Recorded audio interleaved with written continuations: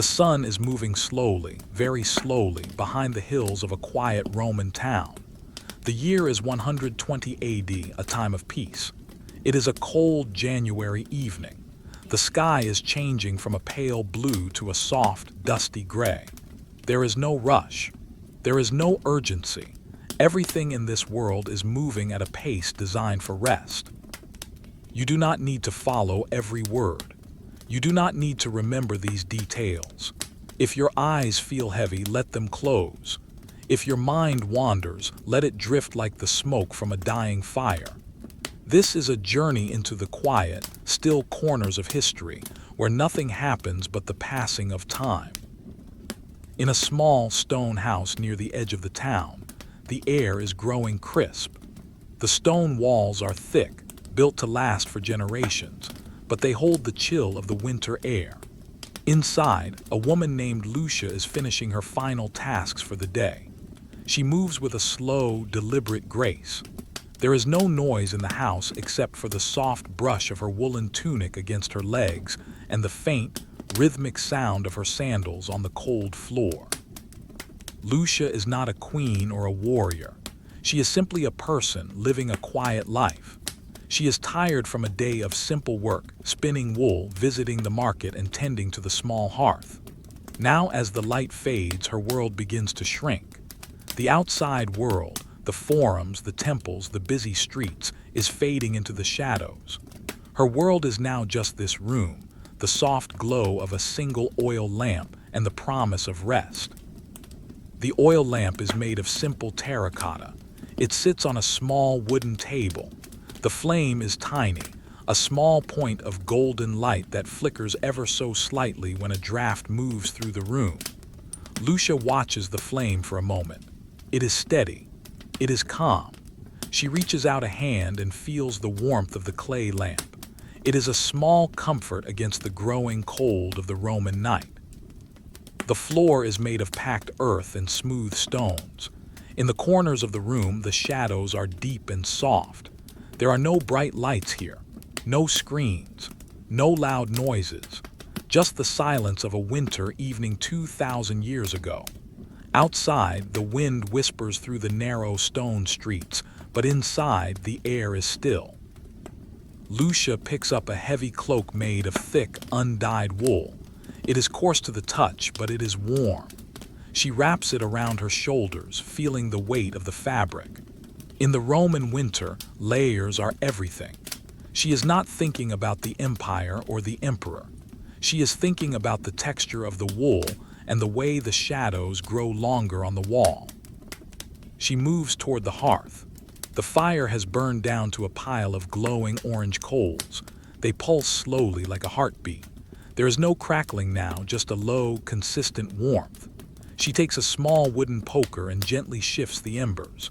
A few sparks rise, drifting upward into the dark chimney before vanishing. She adds a single, small log of olive wood. It is dry and heavy. It will burn slowly, providing a tiny bit of heat for the next hour. The smell of the room is faint. The scent of olive oil from the lamp, the earthy smell of the stone walls, and the very light aroma of wood smoke. It is a clean, natural scent. It is the smell of a home settling down for the long night. Lucia sits on a wooden stool near the hearth. She does not need to do anything else. The day is over. She rests her hands in her lap. Her fingers are slightly rough from the wool she has been spinning. She feels the stillness of the house. In the next room, the rest of her family is already quiet. The town is falling into a deep winter sleep. She looks at the window. It is a small opening high up in the wall. There is no glass, only a thick shutter made of oak. The shutter is closed and bolted with a wooden bar. It keeps the biting wind out, but a tiny sliver of moonlight manages to peek through a crack in the wood. It casts a thin, silver line across the floor. This silver line is the only connection to the vast, cold world outside. The Roman night is long. In the winter, the hours of darkness far outnumber the hours of light. But this is not a time of fear. It is a time of restoration. Lucia breathes in slowly. The air is cool in her lungs. She breathes out, letting the tension of the day leave her body.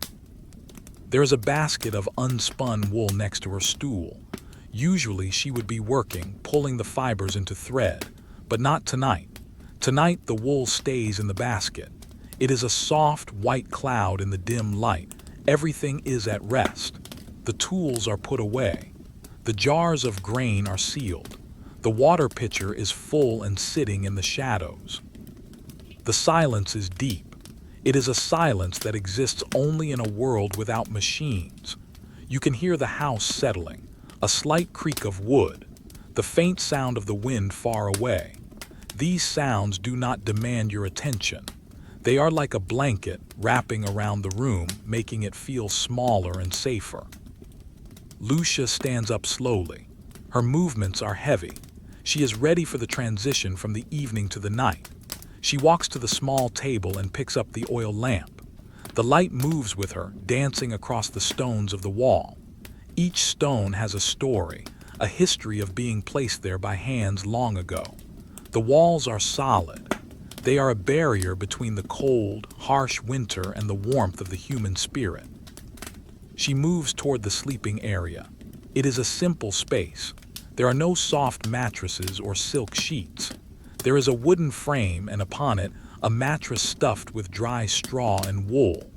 To a modern mind, it might seem hard, but to Lucia, after a long day, it is the most welcoming place in the world. She sets the lamp down on a small stone ledge. The flame is even smaller now as the oil runs low. It doesn't matter. The darkness is a friend. She begins to prepare the bed. She lays out a heavy wool blanket. It is dark blue, dyed with woad. She smooths out the wrinkles with her hands. The fabric is thick and honest. It has a weight that feels grounding. She thinks for a moment about the rhythm of the seasons. In the summer, the nights are short and the air is sweet with the smell of jasmine. But the winter has its own beauty. It forces the world to slow down. It forces people to gather their warmth and cherish the quiet. She sits on the edge of the bed. The straw inside the mattress rustles softly. It is a dry, golden sound. She removes her sandals and places them neatly side by side on the floor. Her feet feel the cold of the stone for just a second before she tucks them under the hem of her tunic. The room is very dim now. The silver line of moonlight on the floor has moved an inch. Time is passing, but it has no meaning here. There are no clocks ticking. There is only the slow rotation of the stars above the Roman rooftops. Lucia leans back against the wall for a moment. She closes her eyes. She can feel the stillness of the Roman Empire all around her. Millions of people are doing exactly what she is doing. In small apartments in Rome, in villas in the countryside, in farmhouses in the provinces, everyone is surrendering to the night. She is a part of a great, quiet tapestry. She is not a name in a history book. She is a breath in the dark. She is a heart beating softly in the winter chill. I will pause here. You are safe. You are in a place where nothing is expected of you. The Roman night is just beginning, and there is so much more stillness to explore. The lamp on the stone ledge flickers, its small flame dancing in a rhythm that only the air understands. Lucia remains seated on the edge of her bed, her hands resting softly on the thick wool blanket. There is no need to move quickly. In the Roman winter, every movement is deliberate, meant to preserve the precious heat of the body. You may find your own breathing slowing down to match hers. There is no rush. There is no task left to complete. The mattress, filled with a mixture of dried straw and scrap wool, makes a gentle, crunching sound as she shifts her weight. This sound is a constant in the Roman night, the rustle of the earth's harvest providing a place to rest. Lucia reaches down to the foot of the bed where a second, heavier coverlet lies folded. This one is made of felted sheep's wool, so thick it is almost like a rug. It is a dull, natural cream color, speckled with the tiny imperfections of the hand-spinning process. She begins to unfold it. the fabric moving heavily through the cool air. In the Roman world, warmth is a physical weight. To be warm is to be pressed down by the heavy textures of the earth. She spreads the felted cover over the bed, smoothing it with her palms. The friction of her hands against the wool creates a tiny bit of warmth, a sensation she notices but does not dwell upon. The room is growing colder now that the small log in the hearth has settled into a deep red glow. The stone walls act like a sponge for the cold, soaking up the freezing temperatures from the narrow street outside. But Lucia is prepared. This is the rhythm of life in the year 120 AD. The winter is a guest that stays for months, and she knows how to live alongside it. She reaches for a small ceramic jar sitting near her bed. It contains a simple salve made from olive oil and a hint of beeswax. With slow, circular motions, she rubs a little of the oil into her hands. The scent is faint, earthy, oily, and clean. It protects her skin from the biting dryness of the winter wind. She does not think about the vast trade routes that brought the oil to her town or the laborers who pressed the olives. She only feels the smoothness of the oil and the way it softens her tired grip. The silence of the house is now total. Somewhere in the distance, a guard's sandals might click against the paving stones of the forum, or a stray dog might let out a single hushing bark. But here, inside the thick stone walls, those sounds are like ghosts. They do not belong to her world. Her world is the smell of the oil, the weight of the wool, and the fading light. Lucia pulls a long, woolen tunic over her daily one. This is her sleeping garment, a simple, oversized shift that provides an extra layer of insulation. It smells of the cedar chest where it was kept. She moves with a slow, swaying motion as she pulls the fabric over her head, her shadows stretching long and thin against the ceiling. The ceiling is made of wooden beams, dark with age and the smoke of many winters. She looks up at them, tracing the grain of the wood with her eyes until the dim light makes it impossible to see. As she prepares to lie down, she remembers the water pitcher. She takes a small sip. The water is ice cold, stinging her throat with a refreshing sharpness. It tastes of the terracotta jar it sits in, mineral and cool. She sets the cup down with a soft thud on the wooden table. She then turns her attention back to the bed. A Roman pillow is often a simple roll of fabric or a smaller bag stuffed with soft down or wool. She adjusts it, punching it lightly to make a hollow for her head. Every action is a preparation for the long, still hours ahead. The night is a vast ocean, and she is preparing her small boat to drift across it. You do not need to imagine the room clearly. You only need to feel the sense of being enclosed, protected by stone and wool. The Roman Empire is vast, stretching across mountains and seas, but for Lucia, it has shrunk to the size of this bed. The cold outside is a reminder of the safety inside. The harshness of the winter night makes the simple act of lying down feel like a victory. She finally slides beneath the heavy layers of wool. The first touch of the bedding is cold, causing a brief shiver to run down her spine. But she lies very still, knowing that her body will soon create a pocket of warmth. She pulls the blankets up to her chin, feeling the coarse texture of the wool against her skin. It is not soft like modern fabrics, but it is honest. It is sturdy. It is enough. She lies on her back, looking toward the spot where the oil lamp is dying. The flame is now just a tiny blue bead sitting on the wick. It is almost out of oil. She watches it, her eyelids growing heavy. She doesn't wait for it to go out. She simply lets her eyes close. The darkness behind her eyelids is the same darkness that fills the room. The weight of the blankets is comforting. It feels like the hand of the earth pressing down on her, giving her permission to stop moving, to stop thinking, to stop being a person with chores and worries. In the dark, in the Roman winter, she is just a living being, breathing in and out. The air in the room is still. She can hear her own breath, a soft, rhythmic sound that matches the silence of the stones. In, out, in, out. It is the only clock that matters. The Roman night does not care about minutes or seconds.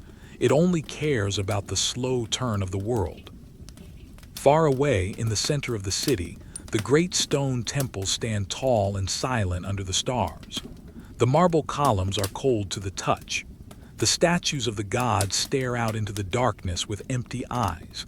But here, in this small room, there is warmth. There is life. The contrast between the cold marble of the empire and the warm wool of the home is the story of the winter. Lucia shifts her legs slightly, feeling the straw of the mattress adjust beneath her. It makes a dry, whispering sound, like the wind in a field of wheat. This sound is a reminder of the summer, of the sun that grew the straw and the warmth that will eventually return.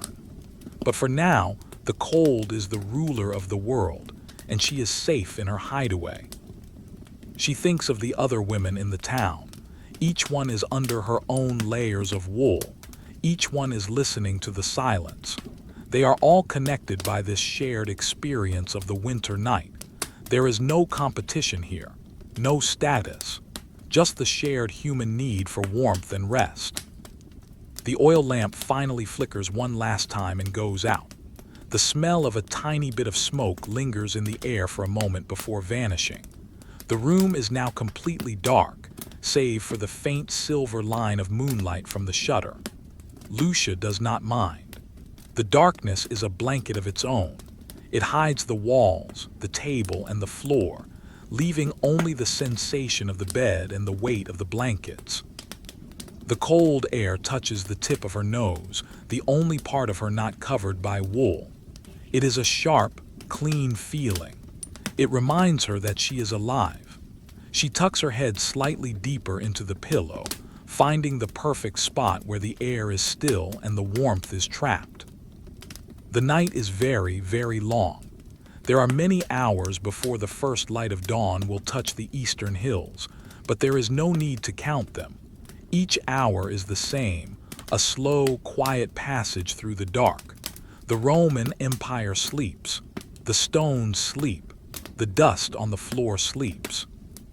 Lucia's mind begins to drift. She is no longer thinking about the wool or the oil or the cold. She is drifting on the surface of sleep, like a leaf on a slow-moving river. The images of her day, the market, the spinning wheel, the hearth, become blurry and soft. They lose their shape and fade into the gray background of the night.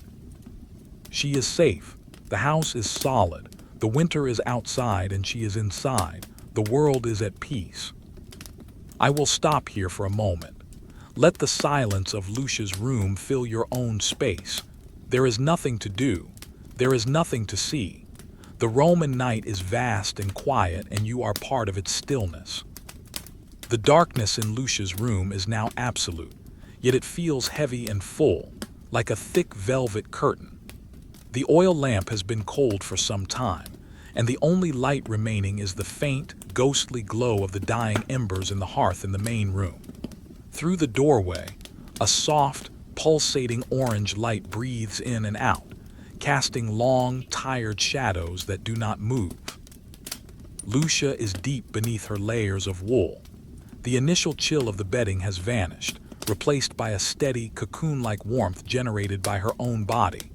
This is the secret of the Roman winter. The body is its own small sun. She lies perfectly still, her limbs heavy with the kind of exhaustion that only comes from a day of honest physical labor. There is no tension in her shoulders. Her hands, which spent the day pulling and twisting fibers of wool, are now open and relaxed against the mattress. The straw beneath her makes a final, tiny adjustment, a soft, dry crinkle as she settles her weight more deeply. It is the sound of the earth. Everything in this room came from the earth. The stone walls, the wooden beams, the wool from the sheep, the straw from the fields. There is a deep sense of belonging in this silence.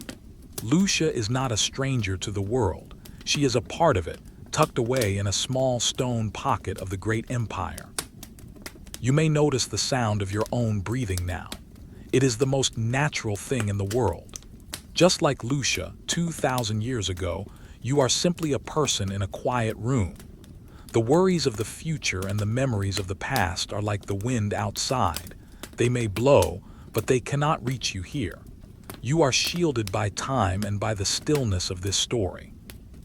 Outside, the temperature continues to drop. In the narrow streets of the town, the frost is beginning to bloom on the cobblestones. A thin layer of ice forms on the surface of the water in the public stone fountains. The bronze statues in the square are becoming cold to the core, their metal surfaces biting to the touch. But inside the house, the air remains trapped and still. The Roman architects knew how to build for the climate. The thick walls act as a thermal barrier, holding onto the ghost of the day's heat. In the corner of the room, a small ceramic jar of grain sits on a shelf. If one were to listen very closely, they might hear the microscopic settling of the seeds, but the room is far too quiet for even that. The silence is so profound that it has a weight of its own. It is a heavy, comforting blanket that rests over everything: the furniture, the floor, and the sleeping soul. Lucia's mind is now in the state between waking and dreaming. In this space, the boundaries of the room begin to dissolve. She is no longer just a woman in a town. She is a part of the night itself. She feels the vastness of the Roman winter stretching out for thousands of miles. To the north, in the provinces of Gaul and Britannia, the snow is falling silently on the thatched roofs of villas. To the south, in the deserts of Africa, the air is cold but dry under a million stars. She thinks of the Roman roads, those straight, unyielding lines of stone that connect the world. Right now, those roads are empty. No messengers are galloping. No legions are marching. The stones of the Appian Way are cold and silent, reflecting the light of the moon. The entire infrastructure of the greatest empire on earth has paused. It is a beautiful thought that even an empire must sleep. A small draft, no more than a whisper of air, finds its way through a gap in the heavy oak shutter. It carries the scent of the winter night, the smell of frozen earth and distant pine forests. It brushes against the small patch of Lucia's exposed skin on her forehead. It is a sharp reminder of the world's power, but she simply pulls the woolen blanket a fraction higher. The wool is scratchy, but it is a reliable friend. The pacing of the night is slow. There are no clocks to measure the passing of the hours. Instead, time is measured by the cooling of the hearth and the slow movement of the constellations across the sky. The Great Bear turns slowly above the roof, its icy stars flickering in the black void. Inside, Lucia is oblivious to the stars. Her universe is the warmth of her breath and the weight of the sheep's wool. If you are still awake, let your thoughts be like the embers in Lucia's hearth. They don't need to flare up. They don't need to provide light. They just need to glow softly until they turn to ash. There is nothing important to think about. The history of Rome is not made of wars and emperors tonight. It is made of this quiet moment. It is made of the millions of ordinary people who lived, breathed, and slept through the long winters. Lucia shifts her head on the wool-stuffed pillow. She feels the texture of the fabric against her ear. It is a coarse weave, a simple pattern made by a neighbor on a vertical loom. The familiarity of it is a comfort. In this world, you know who made your blankets. You know who grew your food. Life is slow, and because it is slow, it is deeply connected. The silence deepens. Even the wind outside has died down, leaving the town in a state of perfect stasis. It is as if the world has been frozen in a block of clear ice. The shadows in the room have stopped moving entirely because the embers in the other room have finally faded to a dull, dark gray. The orange glow is gone. Now, there is only the silver-blue light of the moon filtering through the cracks. This light falls upon a small bronze figurine of a household god, a lar standing on a shelf. The god is silent, watching over the home. In the Roman mind, the house is a sacred space, protected by spirits of the ancestors. Lucia feels this protection, not as a conscious thought, but as a sense of deep, ancestral safety. She is the latest in a long line of women who have slept in this valley, under these stars, protected by these same stones. The air she breathes out is a tiny mist in the cold room, though she cannot see it. Each breath is a rhythmic affirmation of life. Softly in, slowly out. The cold does not matter. The darkness does not matter. The only thing that exists is the peaceful present. The Roman night is a vast, empty temple. There are no voices here, no music, no demands. It is a space for the soul to expand and rest. Lucia is now fully submerged in the first layer of deep sleep. Her dreams are not stories, they are just colors and sensations. The golden hue of a summer field, the sound of a stream, the feeling of sun-warmed stone. The house remains a silent guardian. It has stood for 80 years, and it will stand for 100 more. It has seen many winters and many women like Lucia. It knows the rhythm of the seasons. It knows that the sun will eventually rise, but it is in no hurry for the morning. The night is a gift of time, and the house holds that gift carefully. You are drifting now, just like the dust motes that hang suspended in the still air of the room. There is no weight to your thoughts. There is no direction to your mind. You are simply being, here in the quiet of the Roman Empire, protected by the distance of centuries. The stones are cold, the wool is warm, the night is long, and everything is exactly as it should be. I will pause here. The silence of part 3 is yours to keep. The Roman winter continues, and the world remains at rest. The middle of the night has arrived. In this Roman town, the third watch has begun. This is the deepest part of the winter night, the time when the silence is so heavy it feels like a physical presence. Inside the house, the temperature has reached its lowest point, but Lucia is now a steady source of heat within her nest of wool and straw. She is completely motionless. Her body has found its perfect equilibrium. You do not need to follow the timeline or worry about the hour. The concept of time in the Roman world is fluid, measured not by the ticking of a clock, but by the slow, silent descent of the moon. If you are still listening, let your mind become like the stone walls of Lucia's house, solid, quiet, and unmoving. The air in the room is perfectly still. Because there are no heaters, no fans, and no machines, the air does not circulate. It sits in layers. Near the floor, it is icy. Near the ceiling, it holds the faint, lingering memory of the day's warmth. Lucia's breath creates a tiny, rhythmic plume of mist that vanishes almost instantly into the shadows. On the small wooden table, the empty oil lamp is cold. The terracotta has lost the warmth of the flame. Next to it sits a small weaving spindle, its work finished for the day. The wood of the spindle is smooth, polished by years of Lucia's oils and the friction of the wool. It rests there, a silent tool in a silent room. In the Roman Empire, objects have long lives. They are cared for. They are part of the family. The silence is interrupted only by the occasional, very distant sound of the earth. Perhaps a stone in the wall shifts by a fraction of a millimeter as it contracts in the cold.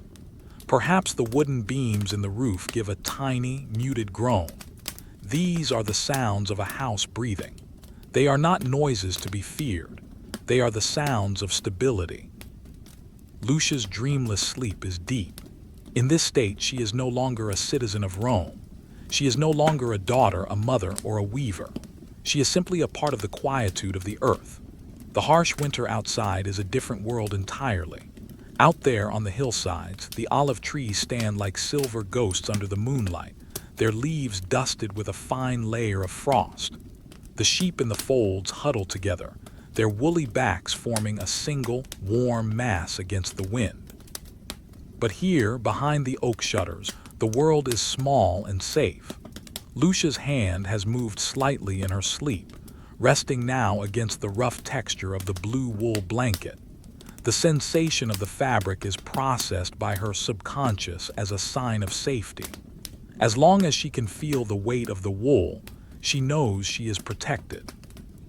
You may find yourself feeling that same sense of groundedness. There is no need to go anywhere. There is no need to achieve anything. The Roman world survived for centuries on this cycle of simple work and deep, restorative rest. The pace of life was dictated by the sun and the seasons, a natural rhythm that we are rediscovering now in this quiet story. Deep in the shadows of the room, the storage jars, the amphorae, stand in a row.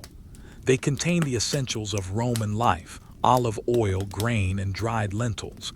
They are made of thick clay and they stand like silent sentinels. They represent the security of the home. Even in the harshest winter, there is food. There is oil. There is a tomorrow, but tomorrow is far away. Tonight is for the stillness. The silver moonlight has moved further across the floor. It now illuminates a small patch of the stone threshold. The light is cold and blue, a sharp contrast to the warm, dark corners of the room. It shows the wear on the stone, the slight hollow in the center where thousands of footsteps have passed over the decades. This house has a memory. It has sheltered many through many winters, and it will continue to do so long after this night is over. Lucia's breathing is the only clock in the room, slow, deep, steady. It is the sound of a body in perfect repose. There is no urgency in her lungs. There is no stress in her heartbeat. She is at one with the winter. The cold is not her enemy. It is the reason for her rest. It is the force that has cleared the streets and hushed the world so that she may sleep. The Roman Empire is often remembered for its grand buildings and its vast armies. But the true heart of the empire was this: a quiet woman in a quiet house, sleeping under a heavy blanket while the frost formed on the roof. It was the millions of moments of peace that allowed the grand history to happen. But tonight, the history doesn't matter. Only the peace matters. The night feels as if it could last forever. And in this story, there is no reason for it to end. We are suspended in this moment of Roman history where the air is cold, the wool is warm, and the world is silent. You are a guest in this room, invited to share in the absolute lack of drama. Imagine the feeling of the heavy felted coverlet. It presses down on your legs, keeping the warmth trapped against your skin. Imagine the smell of the room, the faint, clean scent of cold stone and dry straw. It is a simple world. It is a world of basic textures and natural sounds. Lucia shifts her position once more, a slow and heavy movement that causes the straw mattress to give a soft, rhythmic hush. She sighs in her sleep, a sound of pure contentment. The cold air on her face is a pleasant contrast to the warmth of the bed. She is perfectly balanced between the elements. The town remains a tomb of silence. The cats that usually roam the alleys are tucked away in haylofts. The birds are huddling in the eaves of the temples. The entire biological world has slowed its pulse to survive the winter night. If you are still awake, do not worry. There is plenty of night left. There is plenty of silence to explore. We are in no hurry to reach the morning. The morning will bring the chores, the market, and the light. But for now, we have the darkness. We have the protection of the thick stone walls. We have the weight of the Roman wool. Let your thoughts drift like the fine dust that sits on the Roman rafters. They don't need to land. They don't need to mean anything. They are just part of the atmosphere of the room. I will pause here. The third watch is ending, and the deepest part of the night is still with us. The Roman winter is long, and the rest is well earned. The night has reached its deepest point, that quiet hour when the world seems to stand still. In the Roman calendar, this is the time when the stars reach their peak, and the cold becomes a silent weight upon the earth. Inside the stone house, the air has settled into a perfect, frozen calm. There is no movement in the shadows.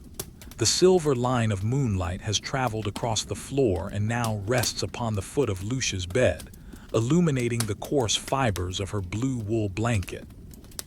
You do not need to stay awake to see this. You do not need to follow the moonlight. Just listen to the rhythm of the words, which move as slowly as the shadows in a Roman winter. If your eyes are closed, let your mind see the soft, matte texture of the stone walls. They have been there for decades, and they will be there for centuries more. They are silent witnesses to the passage of time. Lucia is breathing slowly, her chest rising and falling in a steady, unhurried pace. She is deep within a dreamless state, where the cold of the outside world is only a faint memory. Her body is a small island of warmth in a sea of winter chill. The heavy felted coverlet, thick and dense, keeps that warmth tucked closely against her skin. It is a simple, honest comfort, the kind of warmth that can only be appreciated when the air in the room is sharp and cold. In the corner of the room, a large ceramic water jar, an Ursius, stands against the wall. The water inside is still, its surface a dark mirror reflecting nothing. The cold has made the water heavy and dense. On the wooden table, the terracotta lamp remains dark. The smell of the burnt wick has long since faded, replaced by the clean, neutral scent of the winter night. It is the smell of nothingness, of a world that has paused to catch its breath. Beyond the thick oak shutters, the town is a landscape of silver and black. The frost has turned the terracotta roof tiles into shimmering scales. The narrow streets, usually filled with the sound of carts and voices, are now empty. There are no footsteps. There is no laughter. Even the wind has grown tired and settled into the valleys. This is the true peace of the Roman Empire, not the peace of treaties, but the peace of a winter night when nature is the only ruler. Lucia's hand is tucked under her chin, her fingers curled softly. The skin of her hands is rough from the day's work with the wool, but in the stillness of the night, that roughness doesn't matter. She is not a worker now. She is just a living being at rest. She is part of the silence. The floor of the room is made of small, dark stones set into mortar. They are cold to the touch, but they are solid and dependable. Everything in this world is made to last. The furniture is heavy. The walls are thick. The wool is durable. There is a sense of permanence here that allows the mind to let go of its worries. Nothing will change before the morning. The house will remain standing. The blankets will remain warm. The night will continue its slow, majestic turn. You might imagine the feeling of the cool air on your own face, while your body is wrapped in layers of soft, heavy fabric. It is a balancing act between the elements. The cold makes the warmth feel more precious. The silence makes the inner peace feel more profound. You are safe in this reconstruction of a Roman night. There are no expectations. There is no drama. In the main room, the hearth is now completely dark. The last of the orange glow has vanished, leaving only a pile of soft, gray ash. The ash is like a blanket for the heat that remains buried deep within the stones of the fire pit. Tomorrow, Lucia will stir these ashes to find a tiny spark to start the new day's fire. But for now, the fire is sleeping, just like she is. The silence is so deep that you could almost hear the snow falling if there were any. But tonight is a clear, freezing night. The stars above Italy are bright and sharp, like diamonds set in black iron. They do not care about the affairs of humans. They simply exist, pulsing with a light that takes years to reach the earth. Lucia is beneath this vast canopy, a tiny point of life in a massive universe, yet she is perfectly cared for by her 4 stone walls. A small mouse might be moving behind a grain jar in the kitchen, its tiny paws making a sound no louder than a falling leaf. It too is seeking warmth and stillness. The animals, the humans, and the stones are all united in this struggle against the winter. It is a quiet struggle, one fought with blankets and thick walls rather than swords and shields. If your mind is drifting, let it go. Let it wander through the narrow streets of the town, past the closed doors of the shops and toward the dark, silent forum. See the columns of the Temple of Jupiter standing tall against the stars. They are cold and white. The world is a museum of shadows. Lucia shifts her weight again, and the straw mattress gives a soft, comforting hush.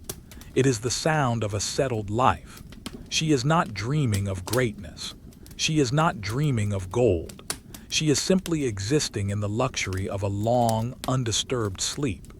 In the Roman winter, sleep is the greatest wealth of all. The silver veil of the moonlight has now reached the wall. It shows the texture of the plaster, the small cracks, and the places where the light hits the grain of the wood. It is a slow-motion cinema of light and dark. There is no need to watch it. It will happen whether anyone is looking or not. The third watch is slowly giving way to the fourth. The night is beginning its final descent toward the dawn, but the dawn is still many hours away. There is a vast stretch of darkness still to enjoy. The air remains crisp. The wool remains heavy. The heart remains steady. I will pause here in the silver silence. The Roman night is your companion. You are resting in the heart of history, where everything is quiet and everyone is safe. The fourth watch has arrived, the coldest hour before the first hint of light. The world outside is gripped in a silent, icy embrace. On the roofs of the Roman town, the frost has grown thicker, forming delicate, jagged patterns on the edges of the terracotta tiles. Inside Lucia's room, the air is so still that time itself seems to have frozen into a single, quiet moment. You do not need to concentrate. If your mind is floating on the edge of sleep, let it stay there. This story is not a journey to a destination. It is a rest in a safe place. There is nothing to achieve, nothing to learn, and nothing to remember. The stone walls of the house are now radiating a deep, steady cold. This cold is a natural part of the winter cycle. Lucia, tucked deep within her bedding, feels none of it. Her body has created a microclimate of warmth beneath the heavy blue wool. The weight of the felted coverlet is a constant, reassuring pressure on her limbs, acting like a physical boundary between her and the freezing air of the room. The straw inside the mattress has flattened slightly under her weight, becoming a dense, insulating layer that prevents the cold of the floor from reaching her. In the Roman world, materials are chosen for their function. Straw for insulation, wool for heat, and stone for protection. Lucia is surrounded by the wisdom of her ancestors, living in a structure designed to endure the seasons. Near the bed, on the small wooden table, a simple bronze hair needle lies next to the cold lamp. It is a thin, functional object, polished by use. It reflects the tiny bit of moonlight that still lingers in the room. This needle, like everything else in the house, has its place. There is no clutter in this Roman life. Every object is essential, and every object is now at rest. The silence is now so profound that the small, natural sounds of the house become the music of the night. A tiny contraction of the wooden roof beams sounds like a distant drum. The soft, rhythmic sound of Lucia's own breathing is like the waves of a calm sea hitting a sandy shore. In, out, in, out. It is a slow, steady pulse that tethers her to the world of the living while her mind wanders through the vast landscapes of sleep. Outside in the peristyle, the open-air garden in the center of the house, the small stone basin of the fountain is silent. The water has frozen into a solid sheet of dark glass. The small shrubs and herbs, rosemary, thyme, and lavender, are stiff with frost, their scents locked away until the sun returns. The Roman garden in winter is a place of statues and shadows, a quiet sanctuary where the plants sleep as deeply as the people. You might imagine the sensation of being Lucia. You are not a person with a name or a history. You are simply a center of warmth in a cold, dark room. The heavy blankets are your shield. The stone walls are your fortress. The Roman Empire, with all its power and reach, is currently nothing more than a silent guardian around your bed. Lucia's dreams are now faint and fleeting. She might see the slow movement of a cloud across a summer sky, or the way the sunlight hits a field of golden grain. These are not exciting dreams. They are the reflections of a life lived in harmony with the earth. They are the boring details that make a life feel stable and secure. The silver moonlight has left the floor and is now climbing the opposite wall. It illuminates the rough texture of the plaster, showing the marks left by the craftsman's tools decades ago. These marks are a reminder of human touch, of the people who built this shelter to withstand the winters of 100 years. The house is a gift from the past to the present. The temperature in the room continues to hover just above freezing. The water in the pitcher is now so cold it would make one's teeth ache, but Lucia does not need it. She is settled. Her thirst is quenched by the deep rest she is receiving. In this state, the body repairs itself, the mind clears itself, and the soul finds peace. There is no sound from the street. The night watchmen, the vigils, move through the town with lanterns, their heavy cloaks wrapped tightly around them. Their footsteps are muffled by the thick wool socks they wear inside their sandals. They look at the dark windows of the houses and see only silence. They are the protectors of this peace, ensuring that the stillness remains undisturbed. If you are still awake, focus on the weight of your own covers. Feel the points where your body touches the bed. Like Lucia, you are supported. You are safe. The world is large and cold, but your immediate surroundings are small and warm. This is the ultimate Roman luxury, the ability to be still while the winter rages outside. The air in the room is clean and sharp. It has no smell now, only the quality of coldness. It is the purest air imaginable. Each time Lucia breathes in, her body warms this air, and each time she breathes out, she releases a tiny bit of her internal heat back into the room. It is a slow, invisible exchange with the environment. The night is a long, dark tunnel, but it is a comfortable one. There is no light at the end yet, and that is a good thing. The darkness is a space for recovery. It is a time when the world is not asking anything of you. In the Roman Empire, as in your world, the night is the only time when you are truly free from the demands of society. Lucia shifts a few inches, seeking a fresh, cool spot on her pillow. The wool-stuffed fabric is firm and supportive. She settles back down, her breathing dipping even deeper into the rhythm of the night. The house holds her. The stones watch over her. The Roman winter continues its slow, icy parade. I will pause here in the heart of the fourth watch. The frost is deep, the wool is heavy, and the silence is absolute. The room remains suspended in that heavy, frozen silence that only the deep winter can provide. It is now the small hours, the time when the stars seem at their brightest because the world below is at its darkest. Inside the house, the cold has seeped into every corner, but it stops at the edge of Lucia's bed.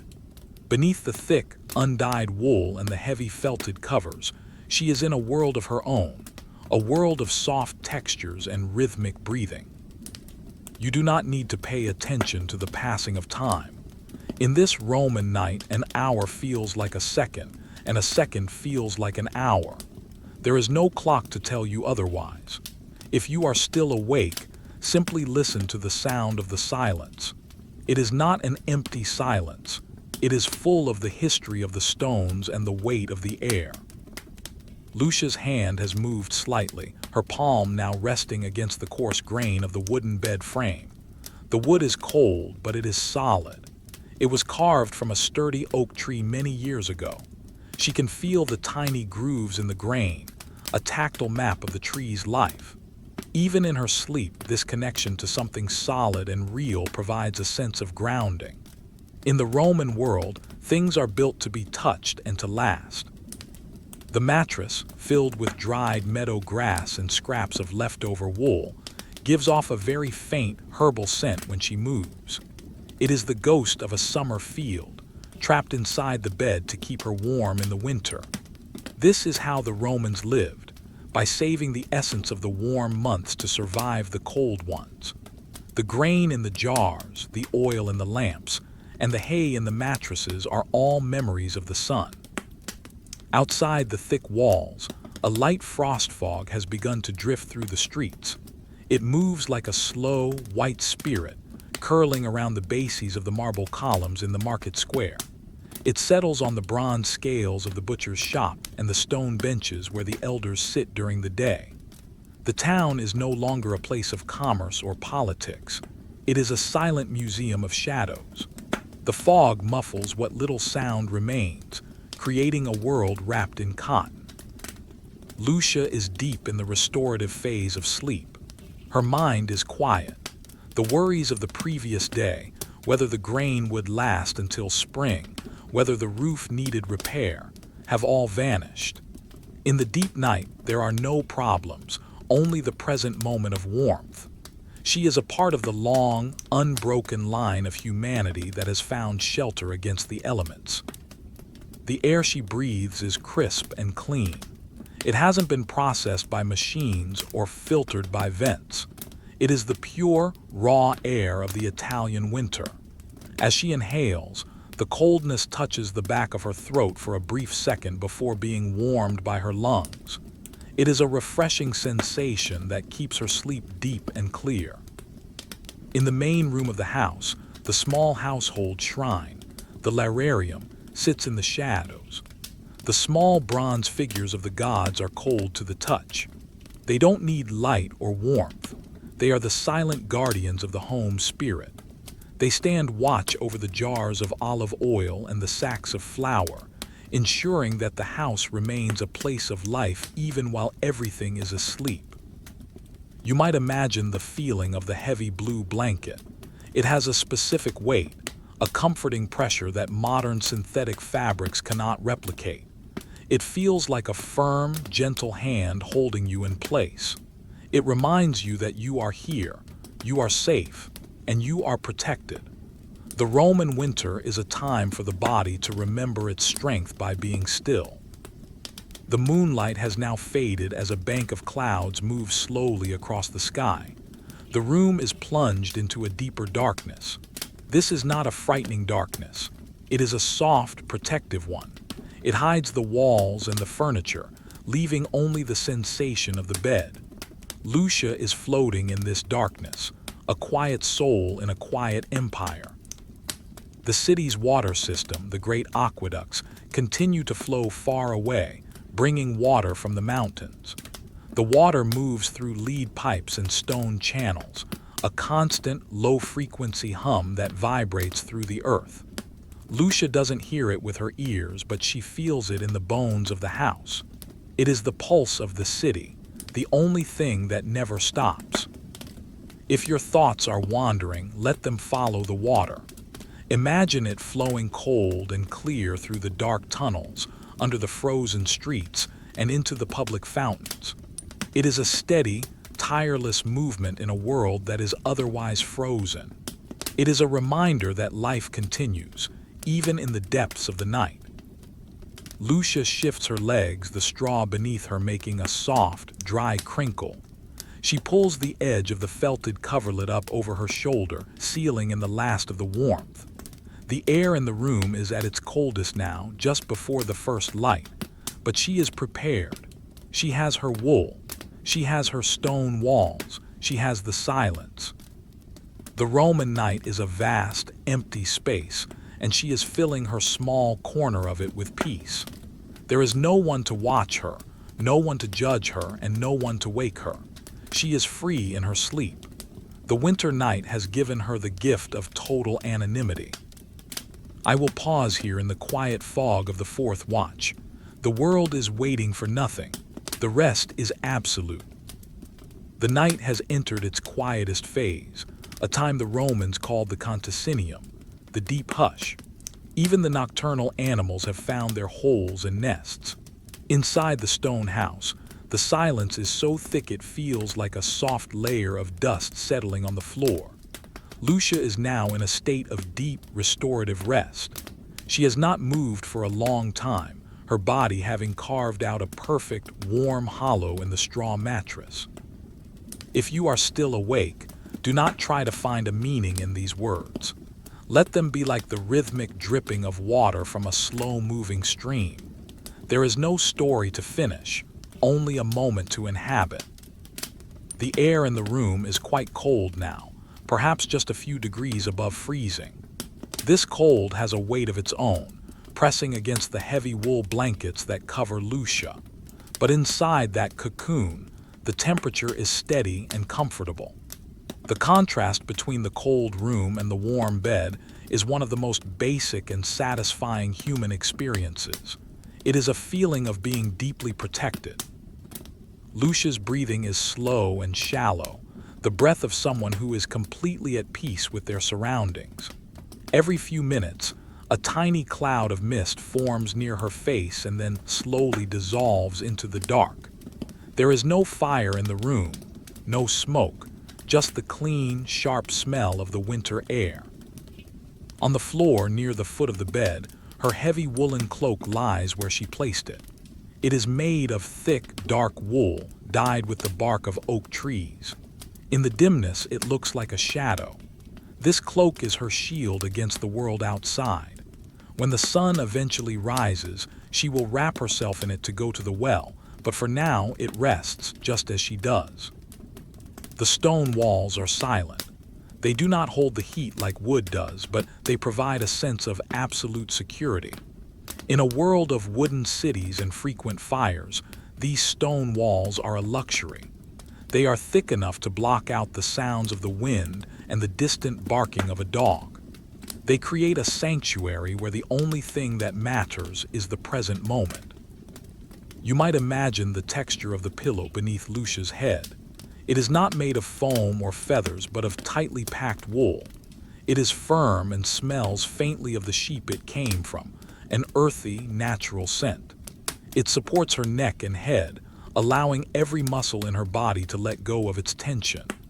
There is no stress in her jaw, no tightness in her brow. In the kitchen area, the large terracotta jars of grain and oil are cold to the touch. The oil has become thick and cloudy in the winter chill, waiting for the warmth of the morning to become liquid again. The house is a living machine that has slowed its pulse to survive the night. Everything is waiting, but no one is anxious. The Roman night is not just a time of darkness, it is a time of slow, invisible processes. The stone cools, the air settles, the body repairs itself. Lucia is part of this natural cycle. She is not a person doing things, she is a being simply existing. In this state, she is equal to the empress in her palace and the shepherd on the hill. Sleep is the great equalizer of the Roman world. A small crack in the oak shutter allows a tiny, needle-like beam of starlight to enter the room. It falls on a small bronze bowl on the table. The light is so faint it is almost invisible, but it is there, a connection to the vast, cold universe outside. Lucia does not see it, but its presence is a reminder that even in the deepest night, there is light somewhere. If you find your mind wandering to your own life, gently bring it back to the sound of the straw mattress. Crinkle, hush. It is the sound of the earth holding a human. It is the sound of 2,000 years ago. It is the sound of safety. The house remains a silent guardian. It has no voice, but its strength is felt in every corner. It has withstood the rains of autumn and the heat of summer, and it will withstand this winter night as well. It is a solid, unmoving point in a changing world. Lucia shifts her hand, her fingers brushing against the rough weave of the blue blanket. The wool is scratchy, but it is a familiar, comforting scratchiness. It is the texture of survival. In the Roman Empire, life is not always soft, but it is always real. Every thread in that blanket was spun by hand. Every stone in that wall was laid by a person. The night is a vast, quiet ocean and Lucia is drifting in its center. There is no shore in sight and she is in no hurry to find one. The darkness is her home. The cold is her companion. The silence is her peace. I will pause here in the heart of the Conticinium. The world is perfectly still, and you are part of that stillness. The night remains in its deep, frozen stasis. We are now in the small, quiet hours before the first light of dawn begins to think about appearing. Inside the house, the air is perfectly still, a silent pool of cold that fills every corner from the floor to the high wooden beams. Lucia is a small, steady flame of life, burning quietly under her heavy layers. You do not need to follow any story. There is no beginning and no end to this night. If you are drifting toward sleep, let the words be like the soft, rhythmic sound of a distant, slow-moving stream. On the small table near the bed, the terracotta lamp is a cold, dark shape. The oil inside has settled into a thick, still layer. Next to it, a small bronze coin, a denarius, rests where it was placed after the market. It is a hard, cold piece of metal, carrying the image of a distant emperor, but here in the dark, its value is nothing compared to the warmth of a blanket. The stone walls of the bedroom are thick and they hold the silence like a treasure. They are not perfectly smooth. They have the texture of history, small bumps, tiny cracks, and the marks of the mason's chisel. In the absolute darkness, these textures are more real than colors. Lucia's world is now defined by what she can feel: the roughness of the wool, the firmness of the straw, and the cool air on her cheek. The Roman night is a time of slow, natural rhythms. Somewhere in the house, a drop of moisture might fall from the roof onto a stone floor with a tiny, echoing tap. It is a sound that marks the passing of an hour without needing a clock. The house is a living thing, responding to the cold by contracting, settling, and holding its breath. You might imagine the weight of the felted coverlet over your own feet. It is a heavy, grounding sensation. It reminds you that the earth is beneath you and the roof is above you. You are in a protected space. The harsh Roman winter is just a story told by the wind outside the shutters. Inside, there is only the slow, steady pulse of a human life at rest. Lucia's breathing is deep and regular. She is in the kind of sleep that feels like a heavy cloak. It protects her from the worries of the world. She is not thinking about the price of grain or the repair of a tunic. She is simply existing in the luxury of the present moment. In this darkness, there is no past and no future. There is only the sensation of being warm in a cold room. The bed frame itself, the lectus, is made of dark wood. It sits low to the ground, supported by sturdy legs. Beneath the mattress, leather straps are stretched tight, providing a slight spring to the straw. Every time Lucia moves, even an inch, the leather and the wood make a tiny, melodic creak.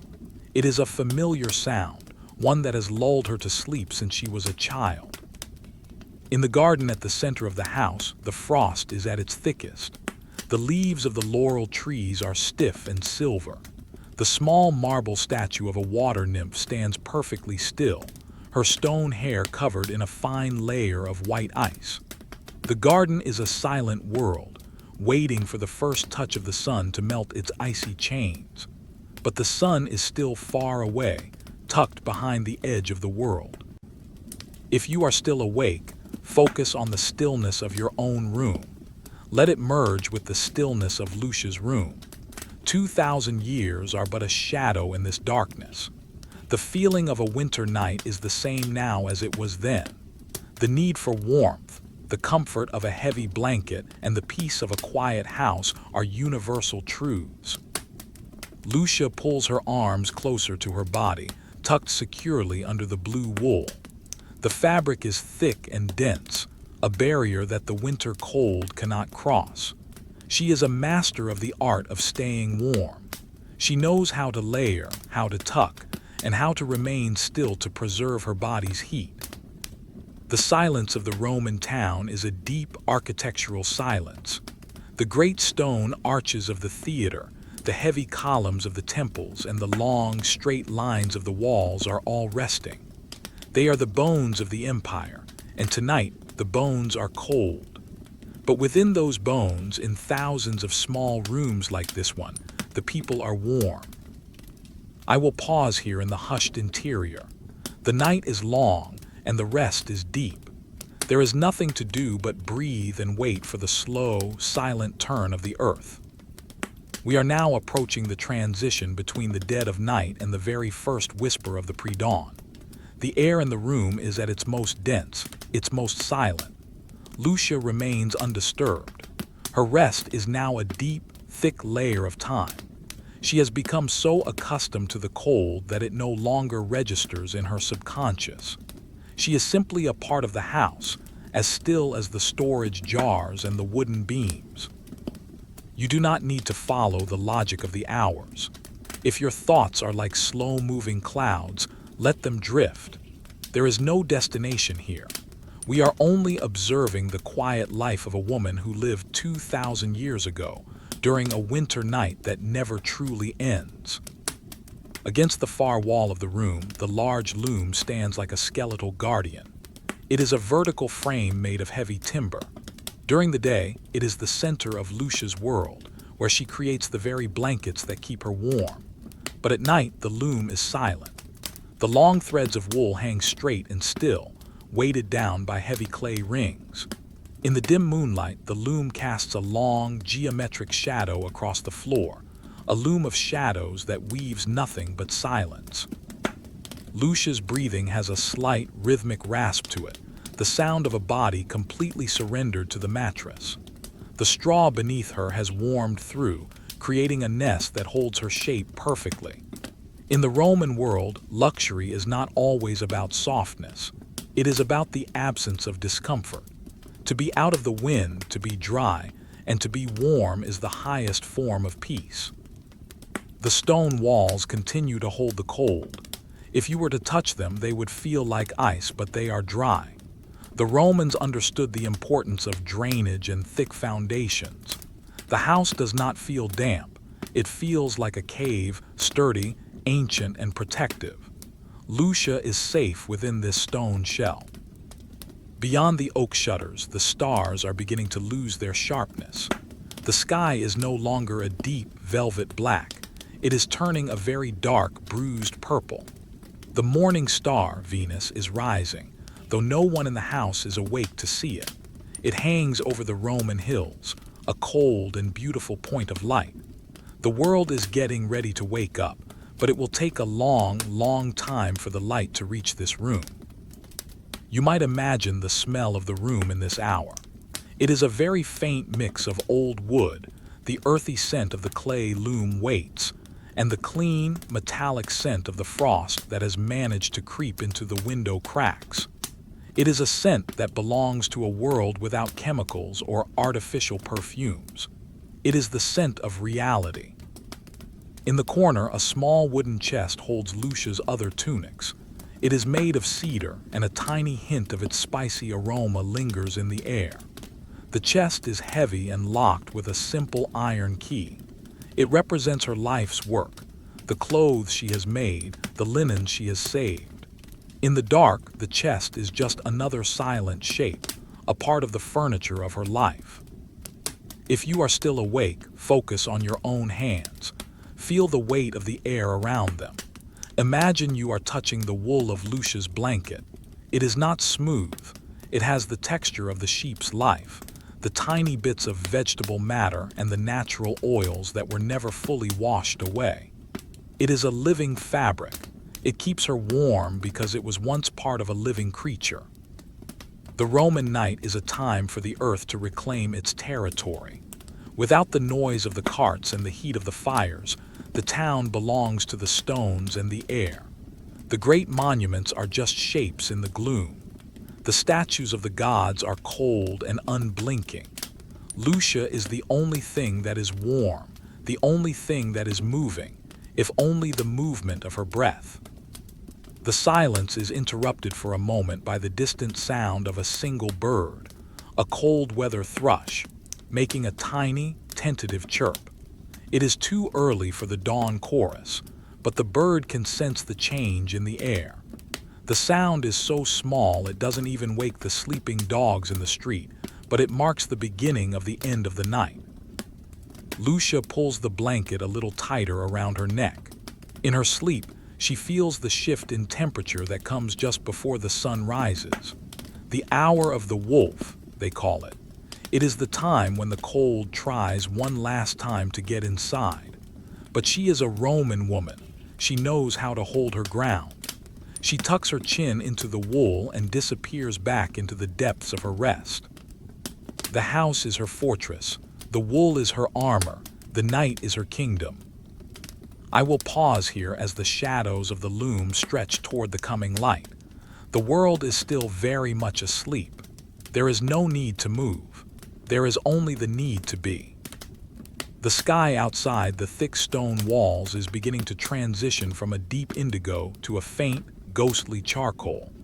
This is the time before the first light, a period of profound stillness that the Romans called the diliculum.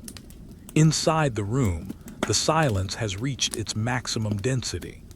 Every object, from the heavy oak shutters to the small terracotta water pitcher, seems to be holding its breath. You do not need to wake up. You do not need to follow the changes in the light. If you are drifting, let yourself go. The morning is still a long, slow distance away. We are staying here in the cold, quiet sanctuary of Lucia's bedroom, where nothing is expected of anyone. Lucia has not moved for a long, long time. Her body is so perfectly insulated by the layers of heavy wool that she feels like a part of the bed itself. The straw mattress has long since warmed to her body temperature, creating a stable pocket of heat that defies the freezing air of the room. This is the quiet victory of the Roman household, the ability to maintain a small, private sun, even when the world outside is turning to ice. The floor, made of packed lime and small river stones, is now at its coldest point. If a drop of water were to fall upon it, it might almost freeze. But the cold does not rise. It stays low, near the ground, while Lucia remains elevated on her wooden lectus. The Roman designers understood the physics of the winter. They knew that to stay warm, one must stay above the floor and beneath the wool. In the corner of the room, near the large loom, a basket of carded wool sits like a soft, white cloud. It is ready for the day's spinning, but for now it is just a texture in the dark. The fibers are light and airy, catching what little starlight manages to seep through the shutters. There is no motion in the basket. There is no motion in the room. Even the dust motes have settled, leaving the air perfectly clear and sharp. You might imagine the sensation of the air in your own lungs, how it feels when it is very cold and very still. It is a clean feeling, a feeling of purity. Lucia breathes it in slowly, her heart beating with the steady, calm rhythm of an ancient tree. She is not rushing toward the day. She is not planning her chores. Her mind is a blank slate, a quiet forum where no one is speaking. The sounds of the town are still absent. No baker has yet started his oven. No cart has yet rattled over the basalt paving stones. The city of Rome and all its provinces are united in this final hour of absolute rest. The governors, the soldiers, the merchants, and the weavers are all equal in this darkness. They are all just people waiting for the sun, tucked away in their various nests of wool and straw. The heavy blue blanket over Lucia has a slight scent of the sea, from a dye made of local minerals. It is an earthy, salty smell that is barely perceptible, but it adds to the sense of being grounded. Everything in this room has a physical history. Everything was made by hand, with effort and time. This makes the silence feel more substantial, as if the room is filled with the collective patience of all the people who made these things. A small mouse, emboldened by the long silence, might scurry across the wooden rafters above. Its tiny claws make a faint, scratching sound, like a dry leaf moving in the wind. Lucia doesn't hear it. The sound is just another layer of the night, a tiny detail in a vast, boring landscape of peace. The mouse finds a crumb and retreats into the shadows, and the room returns to its perfect stasis. If you are still awake, focus on the rhythm of your own pulse. It is the only clock you need. Like Lucia, you are a living being in a safe space. The world outside can be as harsh as it wants, but it cannot get past the stone and the wool. You are protected by the weight of the story and the stillness of the Roman night. The shadows on the wall are beginning to lose their sharp edges as the light outside shifts. The loom of shadows is fading, dissolving into a general soft gray. The objects in the room, the table, the stool, the chest, are slowly reclaiming their shapes. They are not becoming bright, they are simply becoming present. Lucia sighs in her sleep, a soft, long sound that marks the transition from the deepest sleep to a lighter state. She is not awake, but she is beginning to drift back toward the surface of the world. She pulls her feet slightly higher, tucking them into the very center of the warm straw. The movement is slow and heavy, like a stone shifting at the bottom of a river. The Roman winter is a master of patience. It does not break quickly. It fades slowly, minute by minute, breath by breath. We are in no hurry to see the end of it. The darkness is still a comfort. The cold is still a reason to stay exactly where you are. I will pause here in the charcoal light of the diliculum. The world is beginning to turn, but the room is still a sanctuary of silence.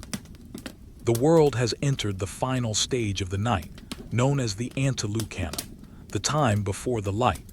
The deep purple of the sky has now become a flat, soft gray. In this Roman town, the air is at its most brittle. The frost that has been growing for hours now coats every surface outside in a thick, white crystalline fur. Inside the house, the atmosphere is heavy and still, like a deep pool of water that has not been stirred for years. You do not need to wake up. There is no requirement for you to be alert. This is the hour of the half-dream, where the mind is as soft as the unspun wool in Lucia's basket. Let the description of this slow morning wash over you like a gentle, cool tide. Lucia is still tucked deep within her bedding. The warmth she has gathered over the last 8 hours is a precious resource. She does not move her limbs, for to move would be to invite the cold air into her warm hollow. She lies on her side, her face half buried in the wool-stuffed pillow. The air she breathes out is now clearly visible as a faint, disappearing mist, but she does not see it. Her eyes remain closed, resting behind lids that are heavy with the peace of the Roman peace, the Pax Romana. In the main room, the hearth is cold stone. The ashes are gray and silent. There is no crackle of wood, only the absolute absence of sound. The kitchen tools, the bronze ladles, the iron knives, the clay pots hang on their pegs, cold and metallic. They belong to a world of action that has not yet begun. For now, they are just shapes in the gray light. The silence of the house is occasionally punctuated by the very faint, rhythmic creak of the house itself. As the temperature outside begins its very slight rise with the coming sun, the wood and stone of the building shift by microscopic amounts. It is a slow, tectonic language. It tells the story of a structure that has stood for a lifetime and intends to stand for many more. You might imagine the texture of the air on your own skin. It is sharp and clean, carrying no dust, no smoke, no noise. It is the purest the air will be all day.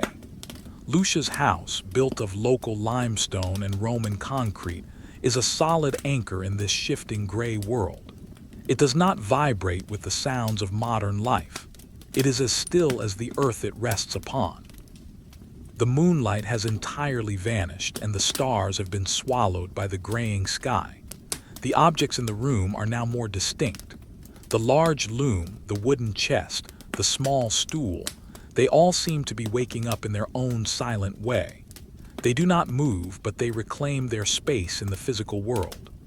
The loom of shadows is gone, replaced by the solid reality of the timber frame.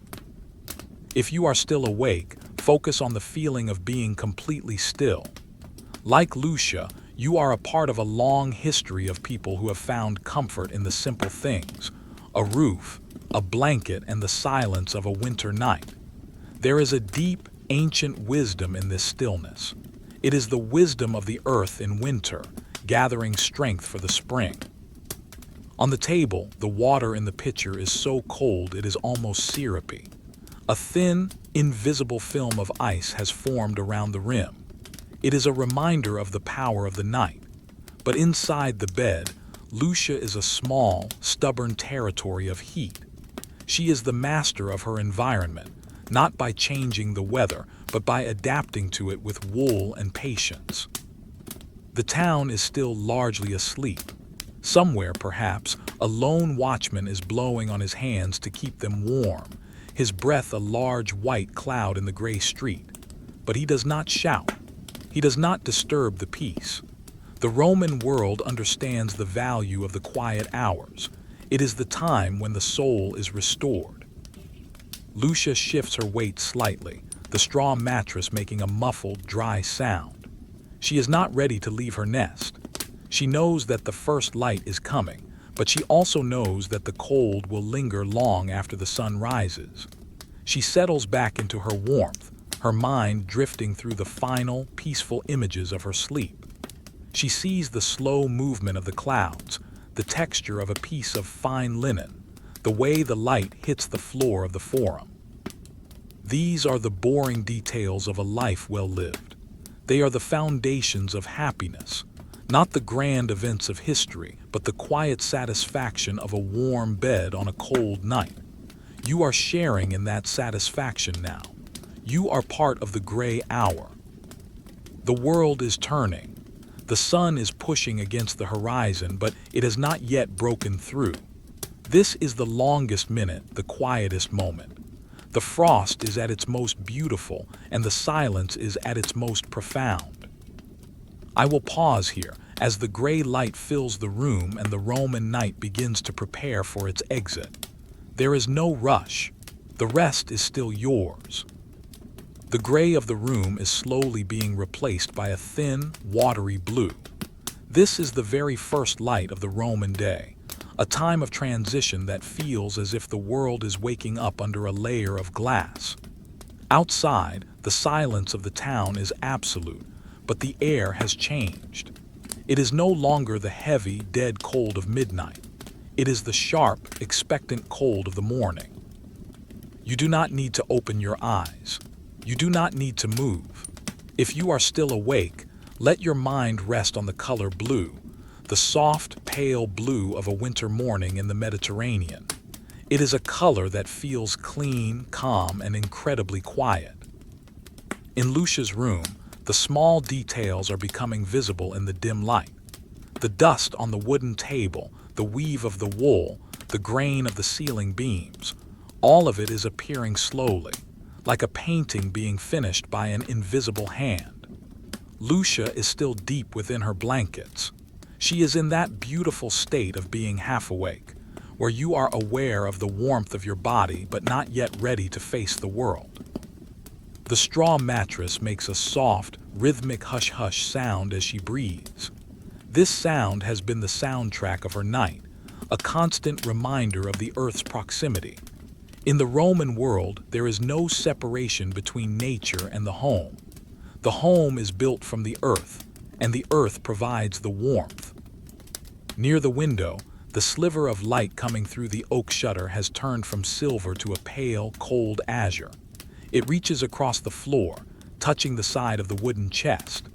The blue light makes the room feel larger, more open. The shadows in the corners are retreating, turning into soft, charcoal blurs.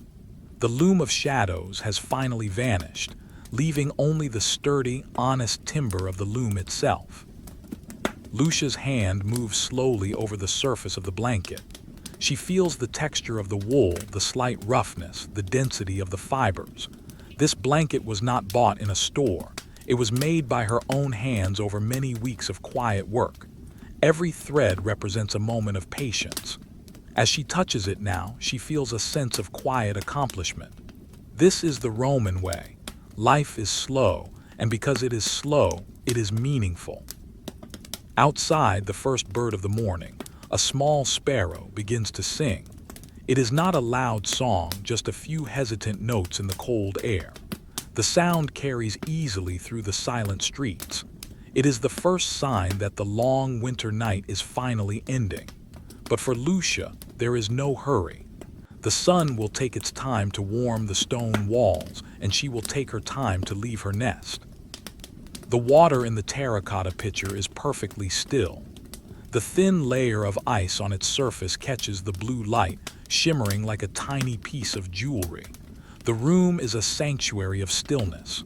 There are no clocks ticking, no distant hum of traffic, no electronic pings. There is only the breath of a woman and the silent growth of the morning light.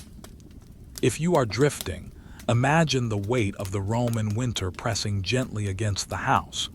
It is a weight that keeps everything in its place. It creates a sense of order and peace. You are part of this order. You are safe within the walls of history. Lucia pulls the covers a bit tighter. She is enjoying the final, most precious minutes of her rest. The cold air on her face is a reminder of the world outside, but the warmth of the bed is her reality. She is suspended between the two, in a perfect balance of comfort and clarity. The blue dawn is a time of reflection. In the silence, the mind can wander without distraction. Lucia isn't thinking about the empire's borders or the politics of the forum. She is thinking about the smell of fresh bread, the sound of the loom, and the steady rhythm of the seasons. These are the things that matter. These are the things that endure. The room is growing brighter, but the silence remains. It is a deep, architectural silence that modern life has forgotten. It is the silence of stone, wood, and wool. It is a silence that allows the soul to breathe. I will pause here in the soft blue light of the Roman morning. The day is coming, but the night has not quite let go. You have all the time in the world to stay exactly where you are. The blue light of the morning has begun to deepen, turning from a ghostly azure to a soft, pale lavender. We are in the final moments of the night's reign. Inside the house, the air is at its crispest, its most clarified. Every breath Lucia takes feels like drinking from a cold mountain spring. The world is perfectly clean, perfectly still, and perfectly boring. You do not need to wake up. In fact, this is the best time to sink deeper into your own blankets. The transition from night to day in the Roman world is not a sudden event. It is a slow, gradual process that takes its time, much like the spinning of thread or the curring of olives. In the center of the house, the atrium is now visible. The rectangular opening in the roof, the compluvium, reveals a patch of sky that is slowly brightening. The frost on the edges of the opening is thick and white. Occasionally, a tiny crystal of ice loses its grip and falls into the water basin below, the impluvium, with a soft, liquid plink. This is the only clock in the house, the slow, frozen rhythm of the winter morning. Lucia is now fully in the state of the waking sleep. She is aware of the room, aware of the cold, and deeply aware of the heavy, wool-scented warmth that surrounds her. She doesn't move her legs. She doesn't even move her hands. She simply exists. In the Roman winter, being still is a form of survival, but it is also a form of meditation. The large, heavy oak chest in the corner of her room is now clearly defined. It is a solid piece of furniture, dark with age and oil. Inside, the linens and tunics are folded neatly, waiting for their turn to be worn. Everything in Lucia's life is organized and slow. There is no clutter. There is no noise. The chest doesn't just hold clothes. It holds the history of her work, the quiet hours she spent at the loom during the shorter days of autumn. You might find yourself noticing the weight of your own body against the mattress. Like Lucia, you are held by the earth. Like Lucia, you are protected by the structures around you. The Roman Empire was built on millions of mornings like this, not on the battlefields, but in the quiet, domestic spaces where life continued, year after year, century after century. The silence of the town is now being joined by the first faint sounds of life. A distant door creaks on its iron hinges. A rooster crows, its voice muffled by the thick winter air. These sounds do not disrupt the peace. They merely decorate it. They are the sounds of a world that is comfortable with its own pace. Lucia shifts her head slightly, her ear catching the dry, papery rustle of the straw. She thinks, for a brief and fleeting moment, about the fire she will eventually have to start in the hearth. She thinks about the small embers waiting beneath the gray ash. But she does not act. The thought passes like a slow cloud. The bed is too warm and the morning is too quiet. The blue light is now hitting the upper part of the stone walls, revealing the tiny imperfections in the plaster. Each bump and curve tells a story of the person who smoothed the wall 100 years ago. In this room, the past is always present. The walls have seen many winters and they will see many more. They are patient, and so is Lucia. If you are still awake, focus on the stillness of the air. It doesn't move. It doesn't vibrate. It is a solid, silent presence. It is the same air that filled the rooms of the Caesars and the rooms of the slaves. It is the common breath of history. The Roman night is finally beginning to dissolve, but its spirit remains in the shadows under the bed and behind the loom. The day will be cold and the work will be slow. But for now, there is only this: the heavy wool, the soft straw, and the pale, beautiful dawn. I will pause here as the lavender sky begins to turn to gold. The rest is nearly complete, but there is no hurry to arrive. The sky has finally broken its lavender seal. A thin, horizontal line of pale gold now stretches across the horizon, visible through the tiny gap in the oak shutters. The Roman night is officially over, but the room remains a sanctuary of the boring and the still. The transition is so slow that if you were watching, you would not see the light move. You would only realize, suddenly, that the shadows are a little thinner than they were a moment ago.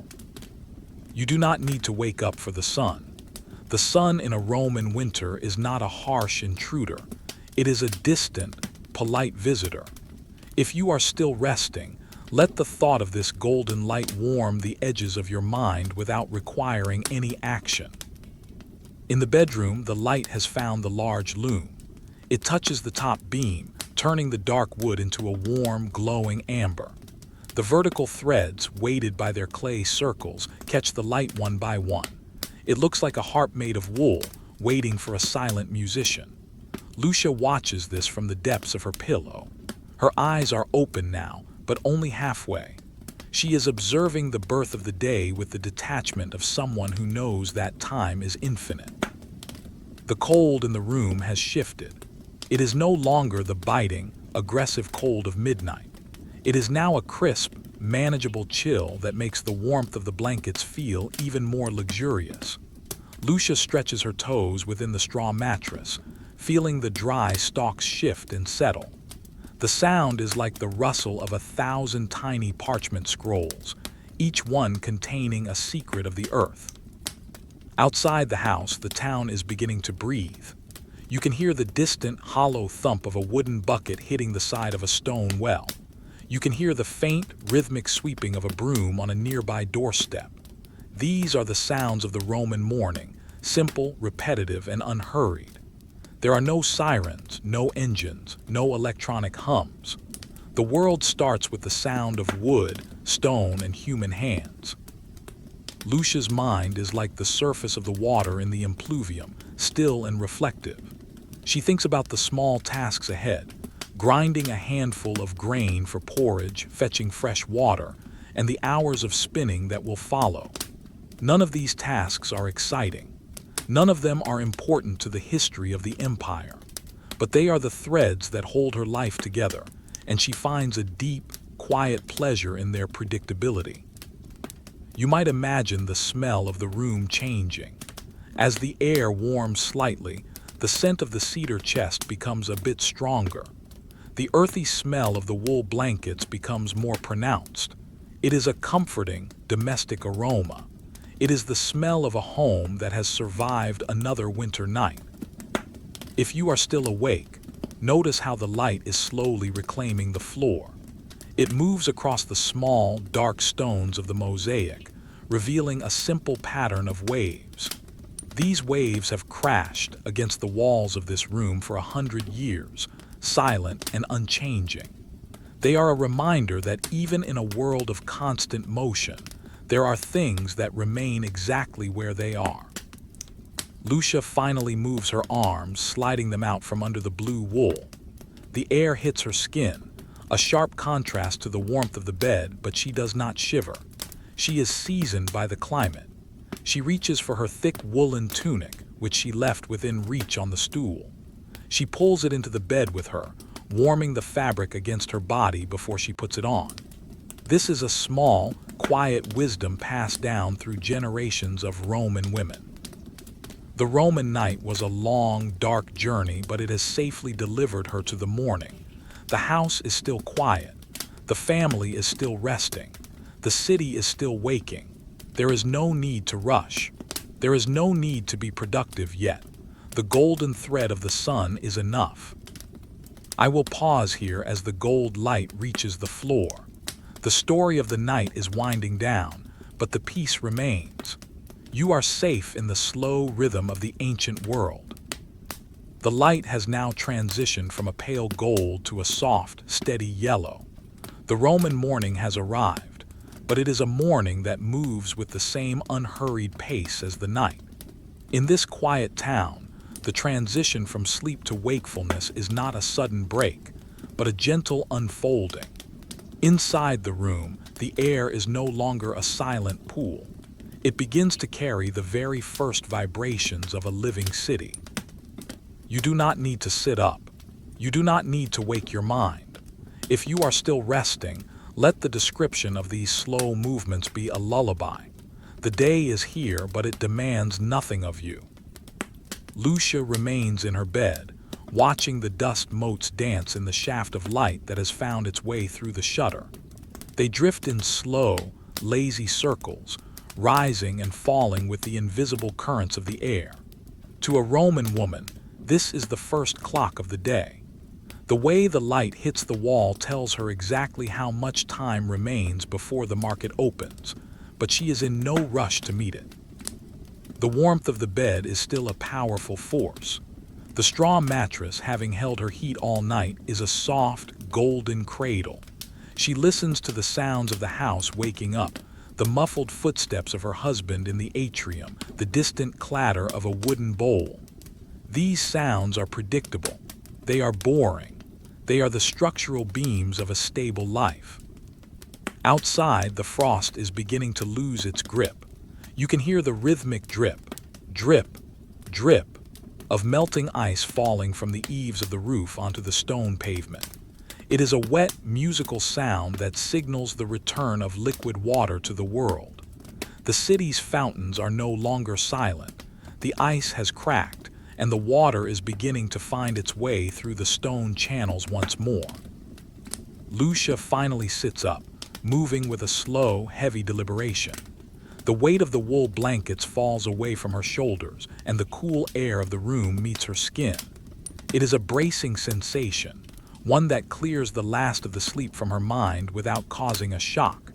She reaches for her sandals, which have sat on the cold stone floor all night. She slides her feet into them, the leather and the cork feeling solid and familiar.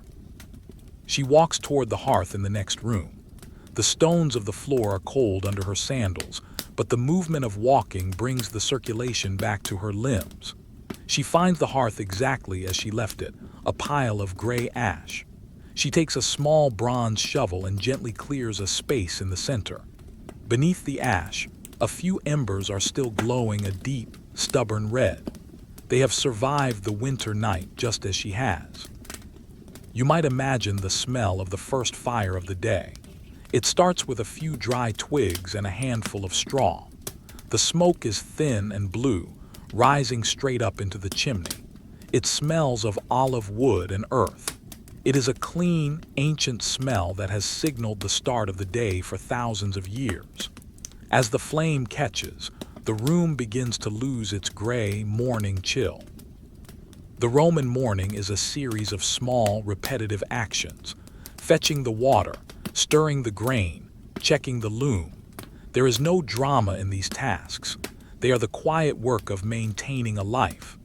Lucia moves through them with the grace of someone who has done them 10,000 times before. Her mind is still quiet, still resting in the peace of the night.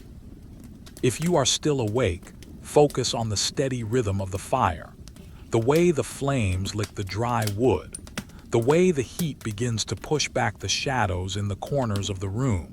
The transition is complete. The night has done its work of restoration, and the day is beginning its work of sustenance. The house is now a place of soft light and low-energy activity. The winter sun is low in the sky, casting long, peaceful shadows across the atrium. The Roman world is awake, but it is not loud. It is a world of stone, wool, and slow-burning fires. I will pause here as the first pot of water begins to warm. The Roman winter continues, and the day is as peaceful as the night. The sun has finally cleared the rooftops of the neighboring houses, and a pale, winter light now fills the atrium of the Roman home. This light is not warm yet, but it is steady. The deep, heavy silence of the night has dissolved into a soft morning hum. Inside the house, the air is beginning to move, carried by the rising heat of the small fire Lucia has kindled in the kitchen hearth. You do not need to wake your senses. Stay in the place of quiet observation. There is nothing in this morning that requires your energy. The movements are as slow as the transition from one season to another. Lucia stands by the hearth, watching the first wisps of vapor rise from a small clay pot. The water inside is just beginning to murmur. It is not boiling yet. It is simply warming, a slow and patient process. She uses a wooden spoon to stir a handful of crushed emmer wheat into the water. The sound of the wood against the clay is a soft, rhythmic thud-thud-thud. This is the sound of a Roman breakfast, pools, a simple, boring porridge that has sustained this civilization for centuries. The kitchen is a small, functional space. The walls are darkened slightly by the smoke of many years, a patina of history that Lucia never thinks to clean. It is part of the house's character. On the stone counter, a small ceramic bowl holds a few dried figs and a piece of hard cheese. These are the humble rewards of a long winter night. There is no luxury here, only the deep satisfaction of basic needs being met. The air in the kitchen is warmer now, but the rest of the house still holds the chill of the stones. Lucia wraps her heavy woolen cloak tighter around her shoulders. The wool is a familiar weight, a constant companion that reminds her of the sheep grazing on the hills outside the town. She feels a connection to the landscape through the fabric she wears. In the Roman world, you are always wearing a piece of the earth. Outside, the town is waking up with a series of predictable low-energy sounds. You can hear the distant, metallic clink of a blacksmith's hammer, but it is slow and steady, not frantic. You can hear the low murmur of voices from the street, neighbors greeting each other with simple nods. The Roman morning is a communal experience, but it is a quiet one. Everyone is moving through the cold with the same careful, deliberate pace. Lucia takes the pot off the fire and carries it to the small wooden table. She sits on a stool, her movements heavy and relaxed. She eats her porridge slowly, tasting the earthy flavor of the grain and the slight saltiness of the water. She is not thinking about the future. She is not reflecting on the past. She is simply experiencing the warmth of the food and the coolness of the air. The light in the atrium is shifting, turning the frost on the columns into glistening drops of water. The statue of the household god seems to watch her with a calm, stony gaze. There is a sense of immense stability in this room. The house has sheltered her family through countless winters, and it will continue to do so. This permanence is the true foundation of her peace. If you are still awake, focus on the sensation of the warm bowl in Lucia's hands. Imagine the rough texture of the clay and the heat radiating into her palms. It is a simple, physical reality. There is no drama, no excitement, only the quiet maintenance of life. The Roman Empire is a vast machine of millions of people doing exactly this, stirring pots, sitting on stools, and waiting for the sun to climb higher. The morning is still young. The shadows in the corners of the room are long and soft. The house is peaceful. The day ahead will be filled with the same repetitive, boring tasks that make a life feel whole. Spinning, weaving, cleaning, and resting. It is a beautiful, unchanging cycle. I will pause here as the vapor from the porridge curls into the morning air. The day has begun, but the stillness of the night remains in the heart of the home. The morning has matured into a steady, pale brightness. The sun is now high enough to reach the floor of the atrium, casting a rectangular patch of warmth onto the cold stones. Lucia has finished her simple meal. The bowl is set aside, and the hearth fire has been reduced to a small, controlled glow. Now begins the most repetitive, most quiet, and perhaps most boring part of her day, the spinning of the wool. You do not need to follow the motion of her hands. If your mind is searching for a place to rest, let it settle on the rhythmic, hypnotic movement of the spindle. There is no story here, only the endless transformation of raw fiber into steady thread. Lucia sits on her favorite wooden stool, positioned in the patch of sunlight. In her left hand, she holds the distaff, a wooden stick wrapped in a cloud of cleaned, carded wool. With her right hand, she gently pulls a few fibers, twisting them between her fingers before attaching them to the spindle. She gives the spindle a sharp flick, and it begins to spin, hanging in the air and drawing the wool into a thin, strong thread. Whir, click, whir, click. The sound is tiny, almost lost in the space of the room, but in the silence of the winter morning it becomes a heartbeat. The spindle drops toward the floor, spinning faster and faster. Then she catches it, winds the new thread around the shaft, and starts again. This is the work of hours. This is the work of a lifetime. A Roman woman's status was often measured by her devotion to the wool, but for Lucia, it is simply a way to inhabit the silence. The room is very quiet. The only other sound is the occasional drip of the melting frost from the roof. The air is still crisp, but the sunlight on her back provides a gentle, localized heat.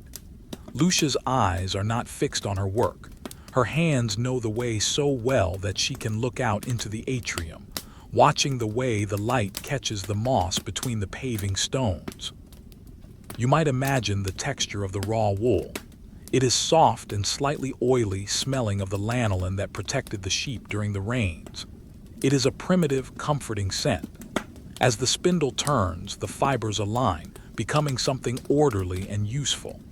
This is the boring reality of the Roman Empire.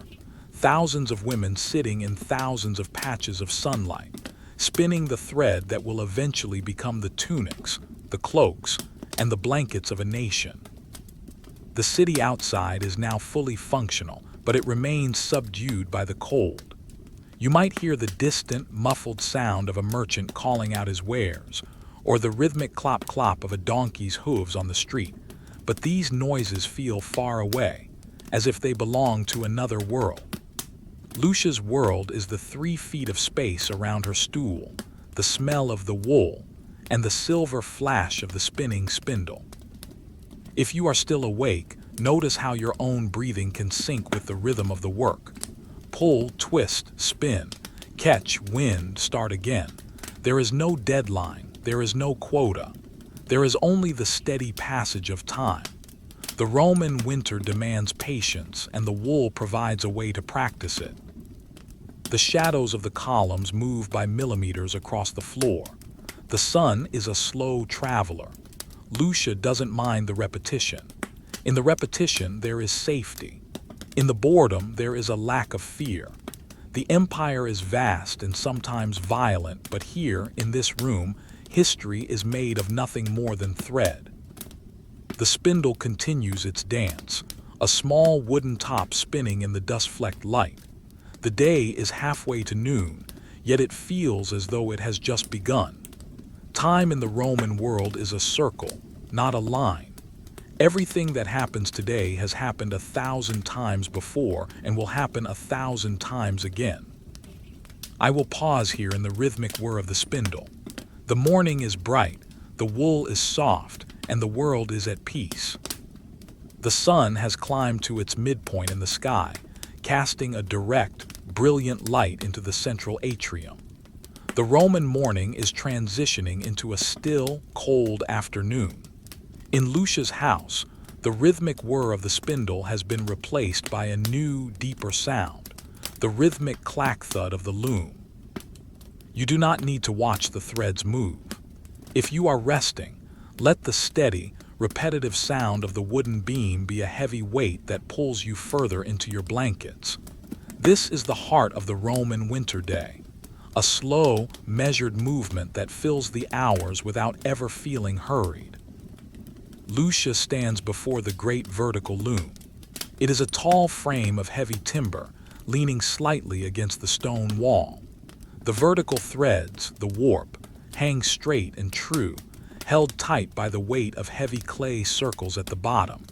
She holds a wooden shuttle in her hand, wrapped with the pale blue thread she spun during the long night and early morning. She moves the shuttle through the threads with a practiced, sweeping motion. Slide, clack, thud. She uses a wooden comb to pack the new thread tightly against the finished fabric. Every movement is deliberate. Every movement is a small piece of history. The blanket she is making is not just a covering. It is a record of her patience during the harsh winter of 120 AD. The room is filled with a soft, diffused light. The cold persists in the shadows, but near the loom, the air is warmed by the sun and the lingering heat from the kitchen hearth. The house is a living structure, balanced between the ice outside and the life inside. You can hear the silence of the stones beneath the sound of the loom. It is a deep, ancient silence that modern ears rarely encounter. Lucia's mind is as empty as the winter sky. She is not thinking about the emperor's latest decree or the price of olive oil in the capital. She is focusing on the tension of the thread. She is focusing on the way the blue wool interlaces with the natural white. This is the boring reality of the Roman world, a world built on the steady, quiet labor of millions. There is a profound peace in this lack of variety. Outside, the town is at its quietest. Most people are indoors, huddled near their own fires or working at their own looms. The street is a canyon of cold stone and long shadows. Occasionally, the sound of a distant hammer or the cry of a bird breaks the stillness, but these sounds are quickly swallowed by the frost-heavy air. If you are still awake, focus on the texture of the finished cloth on the loom. It is thick and sturdy with a slight oily sheen from the natural wool. It feels honest. It feels real. Imagine your own thoughts as threads being woven into a simple, repetitive pattern. There is no need for complexity. There is only the need for the next thread, the next movement, the next breath. The Roman afternoon is a long, slow descent. The sun will stay high for only a few more hours before the shadows begin to stretch again. Lucia continues her work, her arms moving in a graceful, tired arc.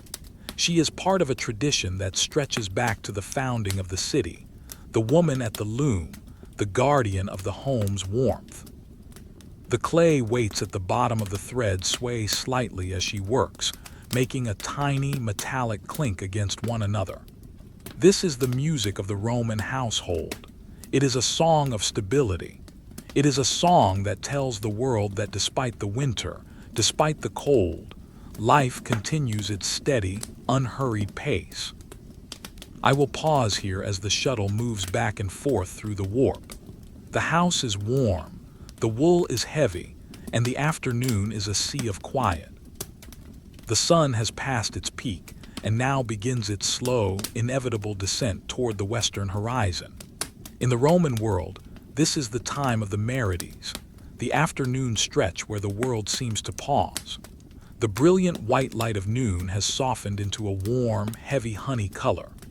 Inside the house, the temperature is at its highest for the day, yet the stone walls still hold a core of winter chill that reminds everyone of the night to come. You do not need to follow the movement of the sun. If your eyelids are heavy, let them settle. This story is like the dust motes in the atrium, rising and falling slowly, with no destination and no rush to get there. Lucia has stepped away from the loom. Her arms are tired, a dull but not unpleasant ache in her shoulders. She moves back to the small wooden stool near the hearth. The fire is now just a bed of glowing coals, covered in a thin layer of white ash to preserve their heat. She takes a small ceramic bowl filled with dried lentils and begins to sort them, picking out tiny stones with a steady, rhythmic motion. Tink, tink, tink. The sound of the stones hitting a small bronze discard plate is the only noise in the room. It is a tiny, sharp sound that emphasizes the vast silence of the house. Lucia is not thinking about anything. Her mind is a quiet forum where the day's work has left a sense of simple satisfaction. Sorting lentils is a boring task, a task for a quiet mind, and she embraces it. It is another thread in the tapestry of a stable life. The shadows of the columns in the atrium are starting to lean, stretching across the floor like long, dark fingers. They move so slowly that the eye cannot see them transition, yet every time Lucia looks up, they have claimed a few more inches of the stone. The Roman afternoon is a study in patience. Nothing happens quickly. The world turns, the shadows grow, and the cold begins to prepare its return.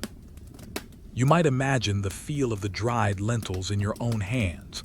They are small, hard, and cool like tiny river pebbles. They represent the security of the winter.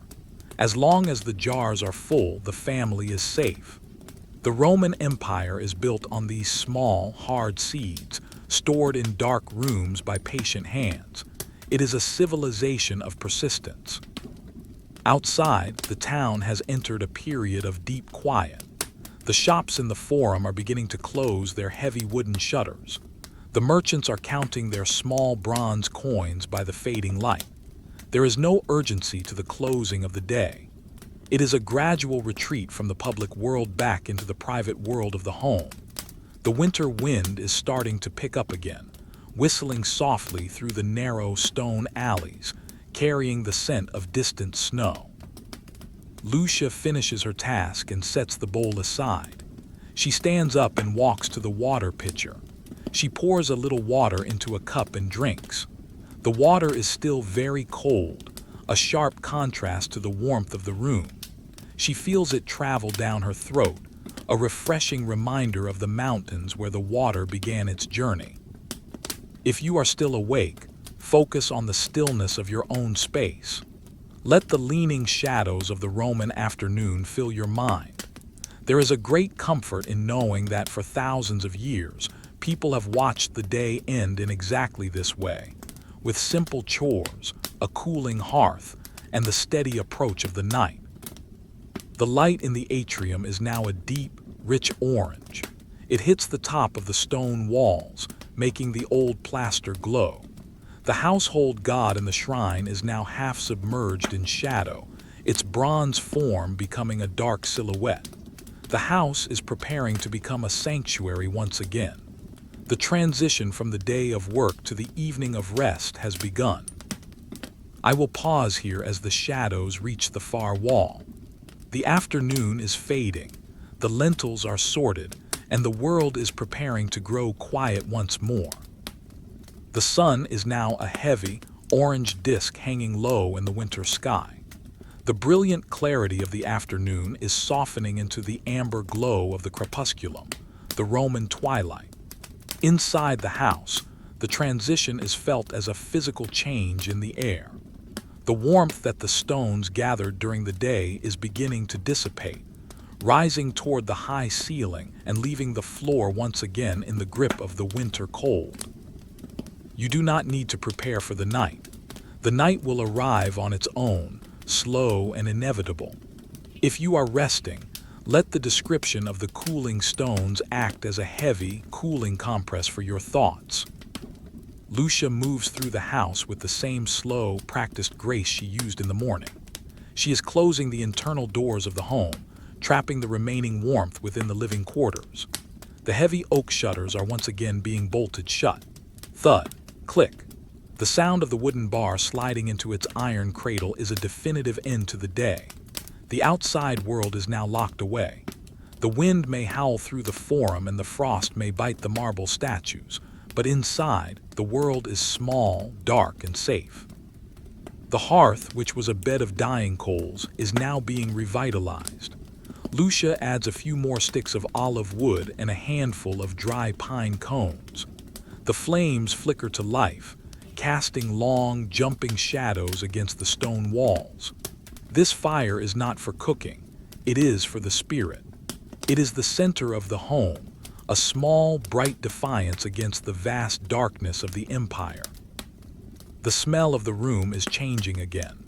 The earthy scent of the wool and the cedar of the chest are joined by the sharp, sweet aroma of pine smoke. It is a comforting scent, one that signals the time for the mind to begin its retreat. Lucia sits on her stool, her hands resting in her lap. She is no longer spinning. She is no longer sorting. She is simply waiting for the night. Outside, the sky has turned a deep, bruised purple.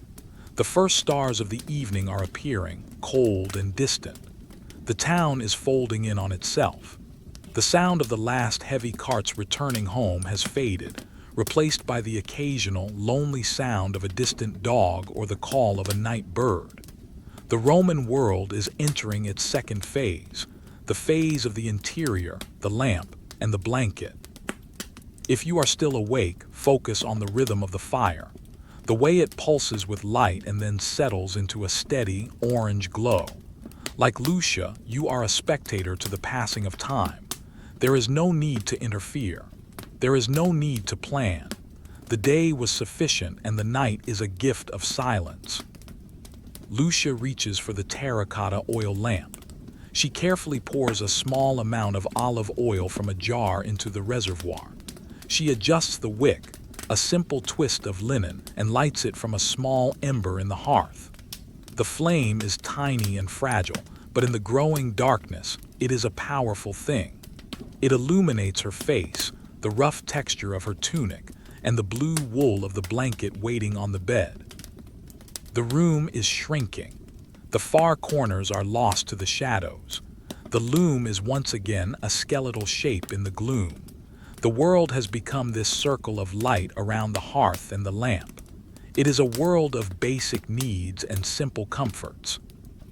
I will pause here as the twilight fades into the true night. The cold is returning to the stones, but the fire is ready. The Roman winter is a cycle of light and dark, and we are entering the darkness once more. The orange disk of the sun has vanished completely, leaving a thin, glowing line of copper on the horizon that slowly fades into the deep indigo of the coming night. The Roman winter evening has settled into the house. The stones, which felt almost warm a few hours ago, are now rapidly shedding their heat. The air is becoming heavy again, thick with the scent of wood smoke and the sharp, clean smell of the descending frost. You do not need to keep track of the tasks. The tasks are finished. If you are still awake, let your mind drift like the smoke from the lamp, curling slowly toward the ceiling beams. Everything is returning to the stillness of the previous night.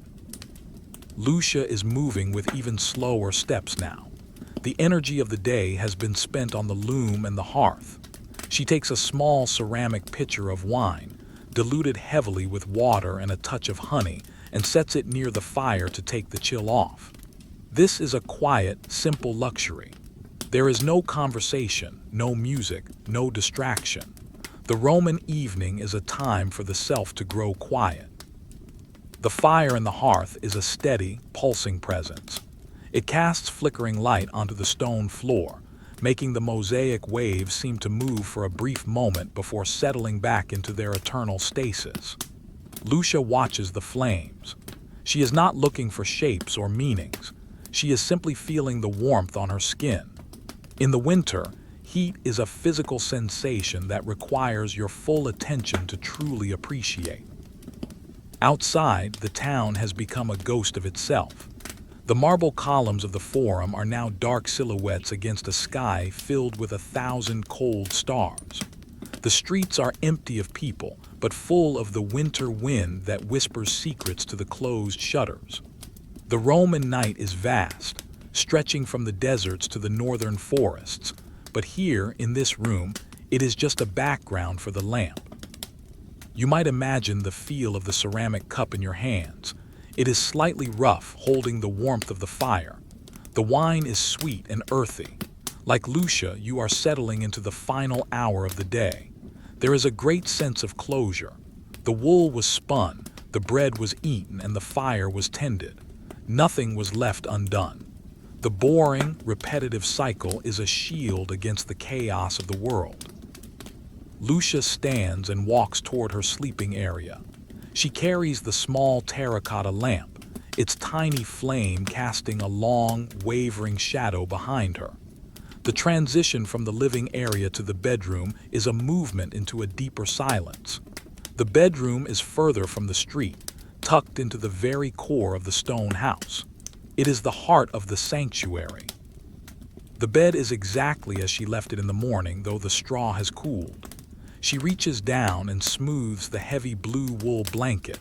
It feels dense and reliable under her touch. She knows that in a few moments she will be back under its weight, safe from the returning chill. The stones of the wall are cold to the touch, but they are solid. They are the guardians of her rest. If you are still awake, notice how the darkness in the room is not empty. It is full of the presence of the objects, the loom, the chest, the stool. They are all in their places, waiting for the morning. There is no need for them to be seen to exist.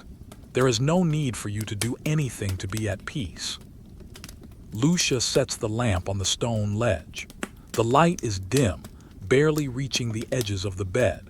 She begins to remove her outer tunic, the fabric making a soft, shushing sound as it slides over her head. Every movement is a preparation for the surrender to sleep. The Roman night is reclaiming its territory, and she is ready to let it. I will pause here in the deepening dark. The fire is aglow in the other room. The lamp is a star in this one, and the winter is once again the ruler of the world. The night has come full circle.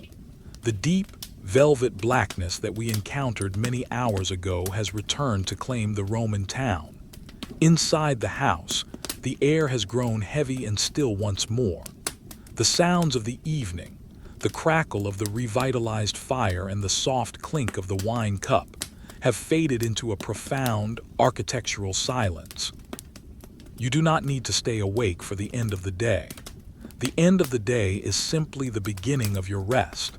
If you are still listening, let these words be like the final, dying embers of a fire, glowing softly, providing warmth, and then slowly turning to a quiet, silver ash. Lucia is back on the edge of her wooden lectus. The room is cold, but it is a familiar cold. It is the cold that makes the bed feel like a fortress. She reaches out and touches the stone wall next to her. It is as cold as a frozen lake, but it is unyielding.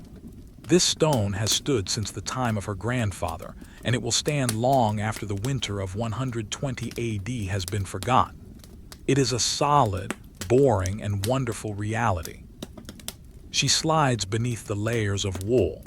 First, the lighter inner tunic, then the heavy blue wool blanket, and finally the thick felted coverlet. The weight is immediate and comforting. It is the weight of the sheep's life, the weight of her own labor at the loom, and the weight of the Roman night. She feels her body begin to create that small, secret pocket of heat that will sustain her until the dawn. The oil in the small terracotta lamp is almost gone. The flame is tiny now, a small golden bead sitting on the edge of the wick. It casts a very faint light on the ceiling beams, showing the grain of the wood and the ancient smoke stains. Lucia watches it with heavy eyes. There is no thought of tomorrow's spinning or the market. There is only the sensation of her breath and the weight of the covers. You might imagine the texture of the pillow beneath your own head. Like Lucia's, it is firm and supportive. It holds the scent of the home, a mix of cedar, wool, and the clean, cold air. This is the scent of safety. In the Roman world where life could be harsh and the empire could be vast, the home was the only place where the world could be made small enough to manage.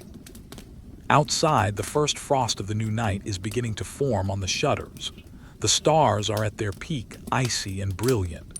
The Great Bear turns slowly above the Roman hills. The city is silent. The legions are silent. The emperors are silent.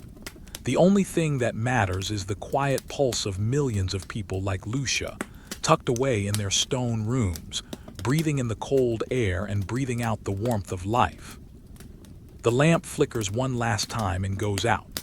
The smell of a tiny bit of smoke lingers for a moment, then vanishes into the stillness. The room is now completely dark. The loom of shadows has returned, but it is invisible in the blackness. The chest, the stool, the table, they have all dissolved into the silence. Only Lucia remains, a small island of warmth in the center of the Roman winter.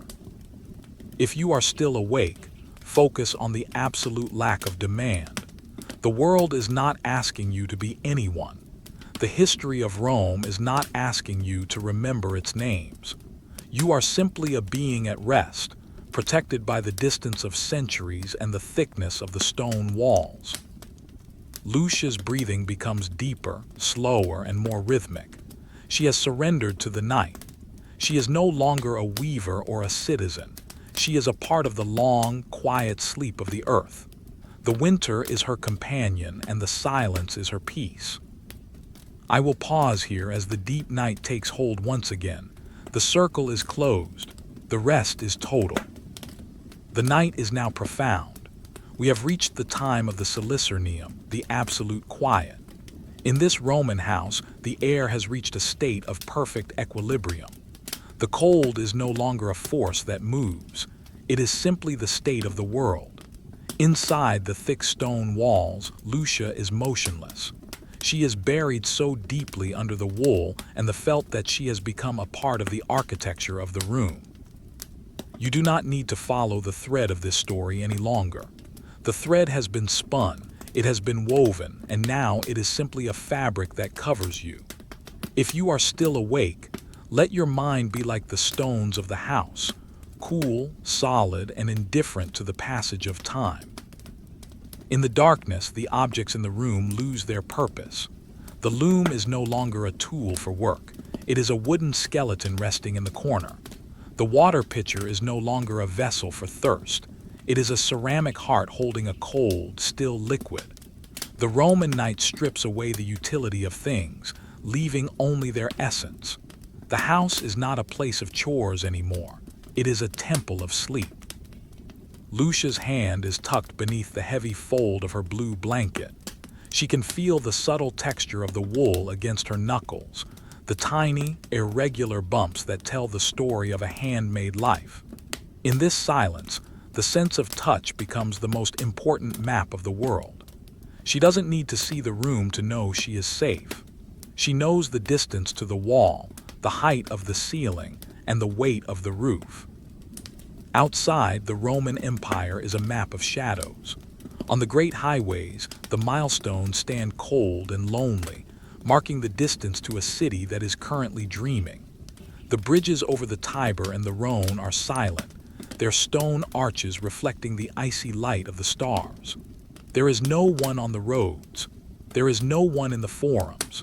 The vast machinery of the state has paused to catch its breath in the winter chill. You might find your own breathing becoming as slow as the frost growing on the oak shutters. Softly in, softly out. There is no competition for your attention. There is no requirement for you to think. Like Lucia, you are a passenger on the slow-moving ship of the night. The winter is not something to be solved. It is something to be experienced through the warmth of a blanket and the stillness of the mind. In the kitchen, the hearth is now a memory of heat. The stones are gray. The air smells faintly of cold ash and dry earth. The jars of grain sit in the dark, their contents settled and still. Everything in the Roman world is designed for this kind of endurance. The pots are thick, the walls are heavy, and the patience of the people is long. Lucia shifts her head slightly on the wool-stuffed pillow. The straw mattress makes a sound like a distant, falling wave, a soft, dry hush that marks the end of an hour. This is the only sound in the house. It is a sound that has been heard in this valley for centuries. It is the sound of a human body finding comfort in the materials of the earth. If you are still awake, imagine the vastness of the Roman winter around you. Thousands of miles of frozen fields, snow-capped mountains, and cold, dark seas. And in the middle of it all, this one room, this one bed, this one person. The contrast makes the warmth feel infinite. The darkness makes the peace feel solid. Lucia is now in the deepest part of her rest. Her mind is a clear, dark pool. There are no images, no worries, and no dreams. She is simply being. She is a heartbeat in the dark. She is a breath in the winter. She is a Roman woman, and she is perfectly, beautifully at rest. I will pause here as the deep night continues its slow, majestic rotation. The dawn is still a lifetime away. The silence is yours to inhabit. The night has reached its final, absolute state. We are in the hour where the stars seem to move the slowest, and the cold has reached the very marrow of the world. Inside the Roman house, there is no longer a distinction between the silence and the air. They are one and the same. Lucia is no longer just a person sleeping. She has become a part of the long, steady history of this land. You do not need to listen to the end of the story because there is no end. This night has existed for thousands of years, and in this quiet moment it is still happening. If your eyes are closed, let your mind drift into the deep, dark blue of the Roman winter. You are safe. You are warm. You are finished. The house stands as a silent guardian against the vastness of the empire. The stone walls, the heavy timber beams, and the thick oak shutters are all working together to protect this small space of peace. Inside, the loom stands in the dark, its work finished. The kitchen hearth is cold, its duty done. The water in the pitcher is still, its surface a perfect mirror of the darkness. Everything is exactly where it belongs. Lucia is a steady, rhythmic presence under the blue wool. Her breathing is the only clock that remains. It is the sound of a life that is content with the simple, the boring, and the quiet. She does not need the world to be exciting. She does not need the winter to be short. She only needs the warmth of the bed and the safety of the stones. In this state, she is at peace with the universe. The Roman night is a vast, quiet ocean, and we have reached the furthest shore. Outside, the frost has covered the world in a silver veil, waiting for a sun that is still a long, slow distance away. The streets of the town are empty, the temples are silent, and the gods are watching over the sleep of the world. If you are still awake, focus on the weight of the air. It is heavy, cool, and still. Let it press gently against you, reminding you that there is nothing more to do. The wool is thick. The straw is soft. The walls are strong. You are resting in the heart of history, in a moment that has no beginning and no end. The silence is now complete. Lucia has drifted into the deepest, most restorative sleep. Her journey through the winter night is over and she has found the stillness she was seeking. The house holds her. The night protects her. The empire sleeps. Everything is quiet. Everything is still. Everything is at peace. I have completed the 25 parts of this journey through the Roman night. Your long, boring history is now complete. Would you like me to read any part again? Or is there anything else I can do to help you find your rest?